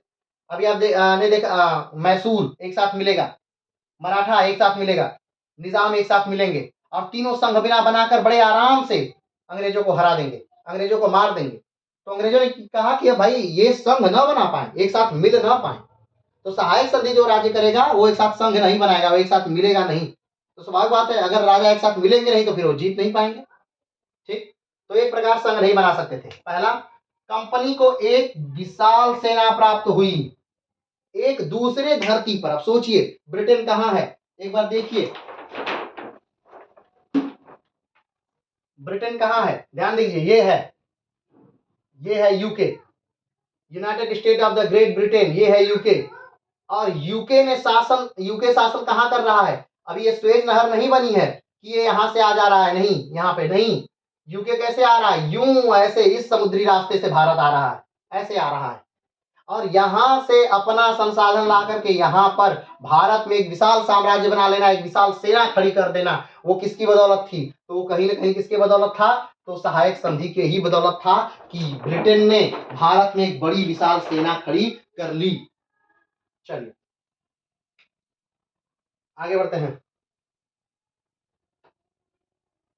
सेना के व्यय से राज्य को कमजोर कर दिया गया। सेना का जो व्यय था, जो हर राज्य को अपनी सुरक्षा के लिए देना था, उस व्यय से राज्य को ही क्या कर दिया गया? एकदम दबा के तोड़ दिया गया, ताकि उसके पास धन ही न बचे, कमजोर कर दिया गया। राजधानी में कंपनी की सेना, छोटे से कंपनी को एक सामरिक लाभ मिला, दूसरी यूरोपीय वहां प्रवेश नहीं कर पाए। हमने पहले ही बताया कि जो राज्य सहायक संधि करेंगे उनके राज्य में एक अंग्रेजों का रेजिडेंस रहेगा, यानी अंग्रेज रहेंगे उनकी राजधानी में, उनकी राज्य में नहीं, राजधानी में। और सोचिए अगर किसी राज्य की राजधानी में कोई दूसरी सेना है तो स्वाभाविक बात है वहां कोई दूसरा यूरोपीय वहां प्रवेश नहीं कर पाएगा, वो अपनी सत्ता वहां स्थापित नहीं कर पाएगा। उसे डर रहेगा कि भाई यहाँ तो पहले से स्थापित है, सहायक संधि वाले राज्य हैं और इनकी राजधानी में तो अंग्रेज हैं, अगर हम जाएंगे तो तुरंत पता चल जाएगा। तो बाहरी जो यूरोपीय थे वो एकदम बाइकाट हो गए। आगे बढ़ते हैं। बड़े राज्य अपनी अपनी भूमि 50% से ज्यादा कंपनी को दे दिए। जो बड़े राज्य हैं, अवध जैसे बड़े राज्य, इन्होंने क्या किया? अपनी भूमि 50% से ज्यादा किसको दे दिया? कंपनी को दे दिया। अब किस बात के लिए? सुरक्षा के लिए, कि मेरी सुरक्षा होगी इसलिए ले लीजिए 50% भूमि, कंपनी को दे दिया। फ्रांसीसियों के चाल को विफल करने में अंग्रेज सफल हो गए। अब ध्यान दीजिए, फ्रांस क्या चाहता था? फ्रांस चाहता था कि वो भारत पर आक्रमण करेगा। अब अगर फ्रांस आक्रमण करता भी तो हो सकता है वो जीत ना पाता, क्योंकि अंग्रेजों ने अपनी मजबूत पकड़ भारत में सहायक संधि के द्वारा बना ली, अपनी एक बड़ी फौज सहायक संधि के द्वारा रख ली। तो फ्रांसीसियों की चाल को अंग्रेज सफल करने में नाकाम करने में क्या हो गए? सफल हो गए। कंपनी भारतीय राजाओं में मध्यस्थ बनी रही। दो भारतीय राजा जब लड़ते, हमने बताया कि सहायक संधि जो राज्य करेंगे उनकी मध्यस्थता कौन करेगा? झगड़े का निपटारा कौन करेगा? कंपनी करेगी। तो कंपनी क्या बन गई? मध्यस्थ बन गई। यानी देखिए, देश किसका, लड़ाई किसकी, झगड़ा किसका, और यहां पर आकर के झगड़े का निपटारा कौन कर रहा है? एक विदेशी। तो ये अपने आप में कहीं ना एक बड़ी बात थी। आगे बढ़ते हैं। राज्य की गुप्त नीतियां कंपनी को पता चलने लगी। अब सोचिए, जिसकी राजधानी में ही एक रेजिडेंस उस देश दूसरे देश का बना है, किसी देश की राजधानी में ही दूसरे देश का एक रेजिडेंस बना है, तो स्वाभाविक बात है उस देश की नीतियां, उस देश की चीजें उसको क्या करती रहेंगी? पता चलती रहेंगी। तो पता चलने लगी, नई बात, नई खबर, कोई भी चतुराई, कोई भी बातें कंपनी को क्या होने लगी? पता चलने लगी। राज्य की कमजोरियां भी कंपनी को पता चलने लगी। अब स्वाभाविक बात है, अगर कोई साजिश कंपनी को पता चल रही है तो उसकी कमजोरी भी कंपनी को पता चलने लगी। संप्रभुता कंपनी के हाथों से चली गई। संप्रभुता कंपनी के हाथों में चली गई, यानी राज्यों के हाथ में जो होना चाहिए था, राजाओं के हाथ में जो होना चाहिए था, नवाबों के हाथ में जो होना चाहिए था, जो अपने देश का अपने देश में होना चाहिए था, वो संप्रभुता कहाँ चली गई? यानी हम पूरी तरह से क्या हो गए? अपने आप को गिरवी रख दिए अंग्रेजों के पास, हमारे पास अपना कुछ नहीं बचा। आगे बढ़ते हैं। टॉमस मुनरो कहता है कि राज्य ने अपना सब कुछ बेचकर सुरक्षा मोल ले ली। टॉमस मुनरो कह रहा है, अंग्रेज है, कह रहा है कि राज्य ने क्या पाया? तो राज्य अपना सब कुछ बेच दिया, क्या पाने के लिए? सुरक्षा पाने। टॉमस मुनरो कहता है कि एक राज्य ने अपना क्या किया? सब कुछ बेच दिया, क्या पाने के लिए? एक सुरक्षा पाने के लिए। इस संधि के कारण कंपनी को भारत में बाहरी शत्रुओं के आक्रमण से एक सुरक्षा कवच प्राप्त हो गया। जिस समय यह संधि की गई थी उस समय नेपोलियन भारत के ऊपर आक्रमण का खतरा बना हुआ था। हमने बताया था नेपोलियन क्या कर रहा था? 1 लाख की सेना तैयार कर रहा था भारत पर आक्रमण के लिए, और वो आक्रमण किया भी, लेकिन वो कहीं ना कहीं उधर एशिया के आगे के देशों में ही उलझ कर रह गया, इसलिए वो इधर पहुंच नहीं पाया, नहीं तो भारत पर आक्रमण बहुत पहले ही कर चुका था। फलतः इस संधि ने फ्रांसीसियों के हमले से उत्पन्न चिंता को दूर करने का प्रयास किया। सहायक संधि के बाद कहीं ना कहीं ब्रिटेन क्या हो गया? फ्रांसीसियों के आक्रमण से निश्चिंत हो गया कि ठीक है, अब आक्रमण करिए, हमारे पास पर्याप्त सेना है आपसे लड़ने के लिए, क्योंकि हर राज्य में अंग्रेजों ने अपनी सेना रख दी थी। आगे बढ़ते हैं। इस प्रकार सहायक संधि कंपनी के लिए अत्यंत लाभप्रद सिद्ध हुई। बहुत से राज्य कंपनी के नियंत्रण में आए। अब कंपनी अपने व्यापारिक हितों को पूरा कर सकती। कंपनी अब एक तरह से ये कह सकते हैं कि ये जो समय काल है कंपनी का 1805 तक का, अब इस समय कंपनी मजबूती की स्थिति में आ चुकी है। अब वो जो चाहे वो कर सकती है, क्योंकि अब मराठे कमजोर हो गए, अवध समाप्त हो गया, मैसूर समाप्त हो गया, दिल्ली के बाकी बादशाहत लगभग समाप्त हो गई, पेंशन भोगी बन गए, बंगाल समाप्त हो गया, यानी पूरे भारत में जितने बड़े बड़े राजा महाराजा साम्राज्य थे वो लड़के क्या हो गए? समाप्त हो गए। अब अंग्रेजों को बस अपने राज्य का विस्तार करना था बड़ी तेजी से। अब कोई बड़ी शक्ति नहीं थी, जो शक्ति थी वो बहुत छोटी थी। आगे बढ़ते हैं। सहायक संधि का क्रियान्वयन। वेलेजली ने सहायक संधि को व्यापारिक रूप से व्यवहारिक रूप प्रदान किया। वेलेजली ने क्या किया? व्यवहारिक रूप प्रदान किया, यानी ग्राउंड स्तर पर जो संधि थी उसको शुरू किया। ठीक है, आगे बढ़ते हैं। कुछ राज्यों ने स्वतः ही इस संधि को अपनाया, जबकि कुछ राज्यों ने अंग्रेजों के पराजित होने के बाद से इसे अपनाया। जिन राज्यों ने इस संधि को अपनाया, स्वाभाविक बात है कुछ राज्यों ने इसे स्वतः ही अपनाया। अब कोई स्वतः ही अपने पैर पे कुल्हाड़ी नहीं मारेगा, कोई भी कुल्हाड़ी मारने का एक कारण होगा कि वो डर है, उसको क्या है? डर है, तभी वो क्या कर सकता है, तभी वो अपना रहा है सहायक संधि। तो कुछ राज्यों ने डर से अपनाया और कुछ राज्यों ने हार कर अपनाया। ठीक है, आगे बढ़ते हैं। जबकि कुशासन के आरोप में भी वेलेजली ने तंजौर और कर्नाटक जैसे राज्यों को हड़प लिया। कुछ राज्य डर कर अपनाया, कुछ राज्यों ने लड़कर अपनाया। ठीक, और कुछ राज्यों पर, जो राज्य उसके अंतर्गत थे छोटे राज्य, उनको कुशासन का आरोप लगा दिया गया कि आप शासन अपने राज्य पर अच्छा नहीं कर रहे हैं, इसलिए हम आपको आपके राज्य से हटा रहे हैं और इस राज्य को कंपनी में मिला ले रहे हैं। तो ये पूरी थी क्या? वेलेजली की सहायक संधि। क्योंकि वेलेजली ने इसे प्रारंभ नहीं किया था, लेकिन फिर भी वेलेजली को सहायक संधि के नाम से ही जाना जाता है। और इस संधि के बाद अंग्रेज काफी मजबूत और भारत काफी कमजोर हो चुका था। भारत में अंग्रेजी सत्ता काफी स्ट्रांग हो चुकी थी और अब अंग्रेजों का एक नया खेल प्रारंभ होने वाला था। तो चलिए आज के लिए इतना ही, फिर मिलेंगे एक नए वीडियो के साथ। तब तक के लिए नमस्कार, धन्यवाद, जय हिंद।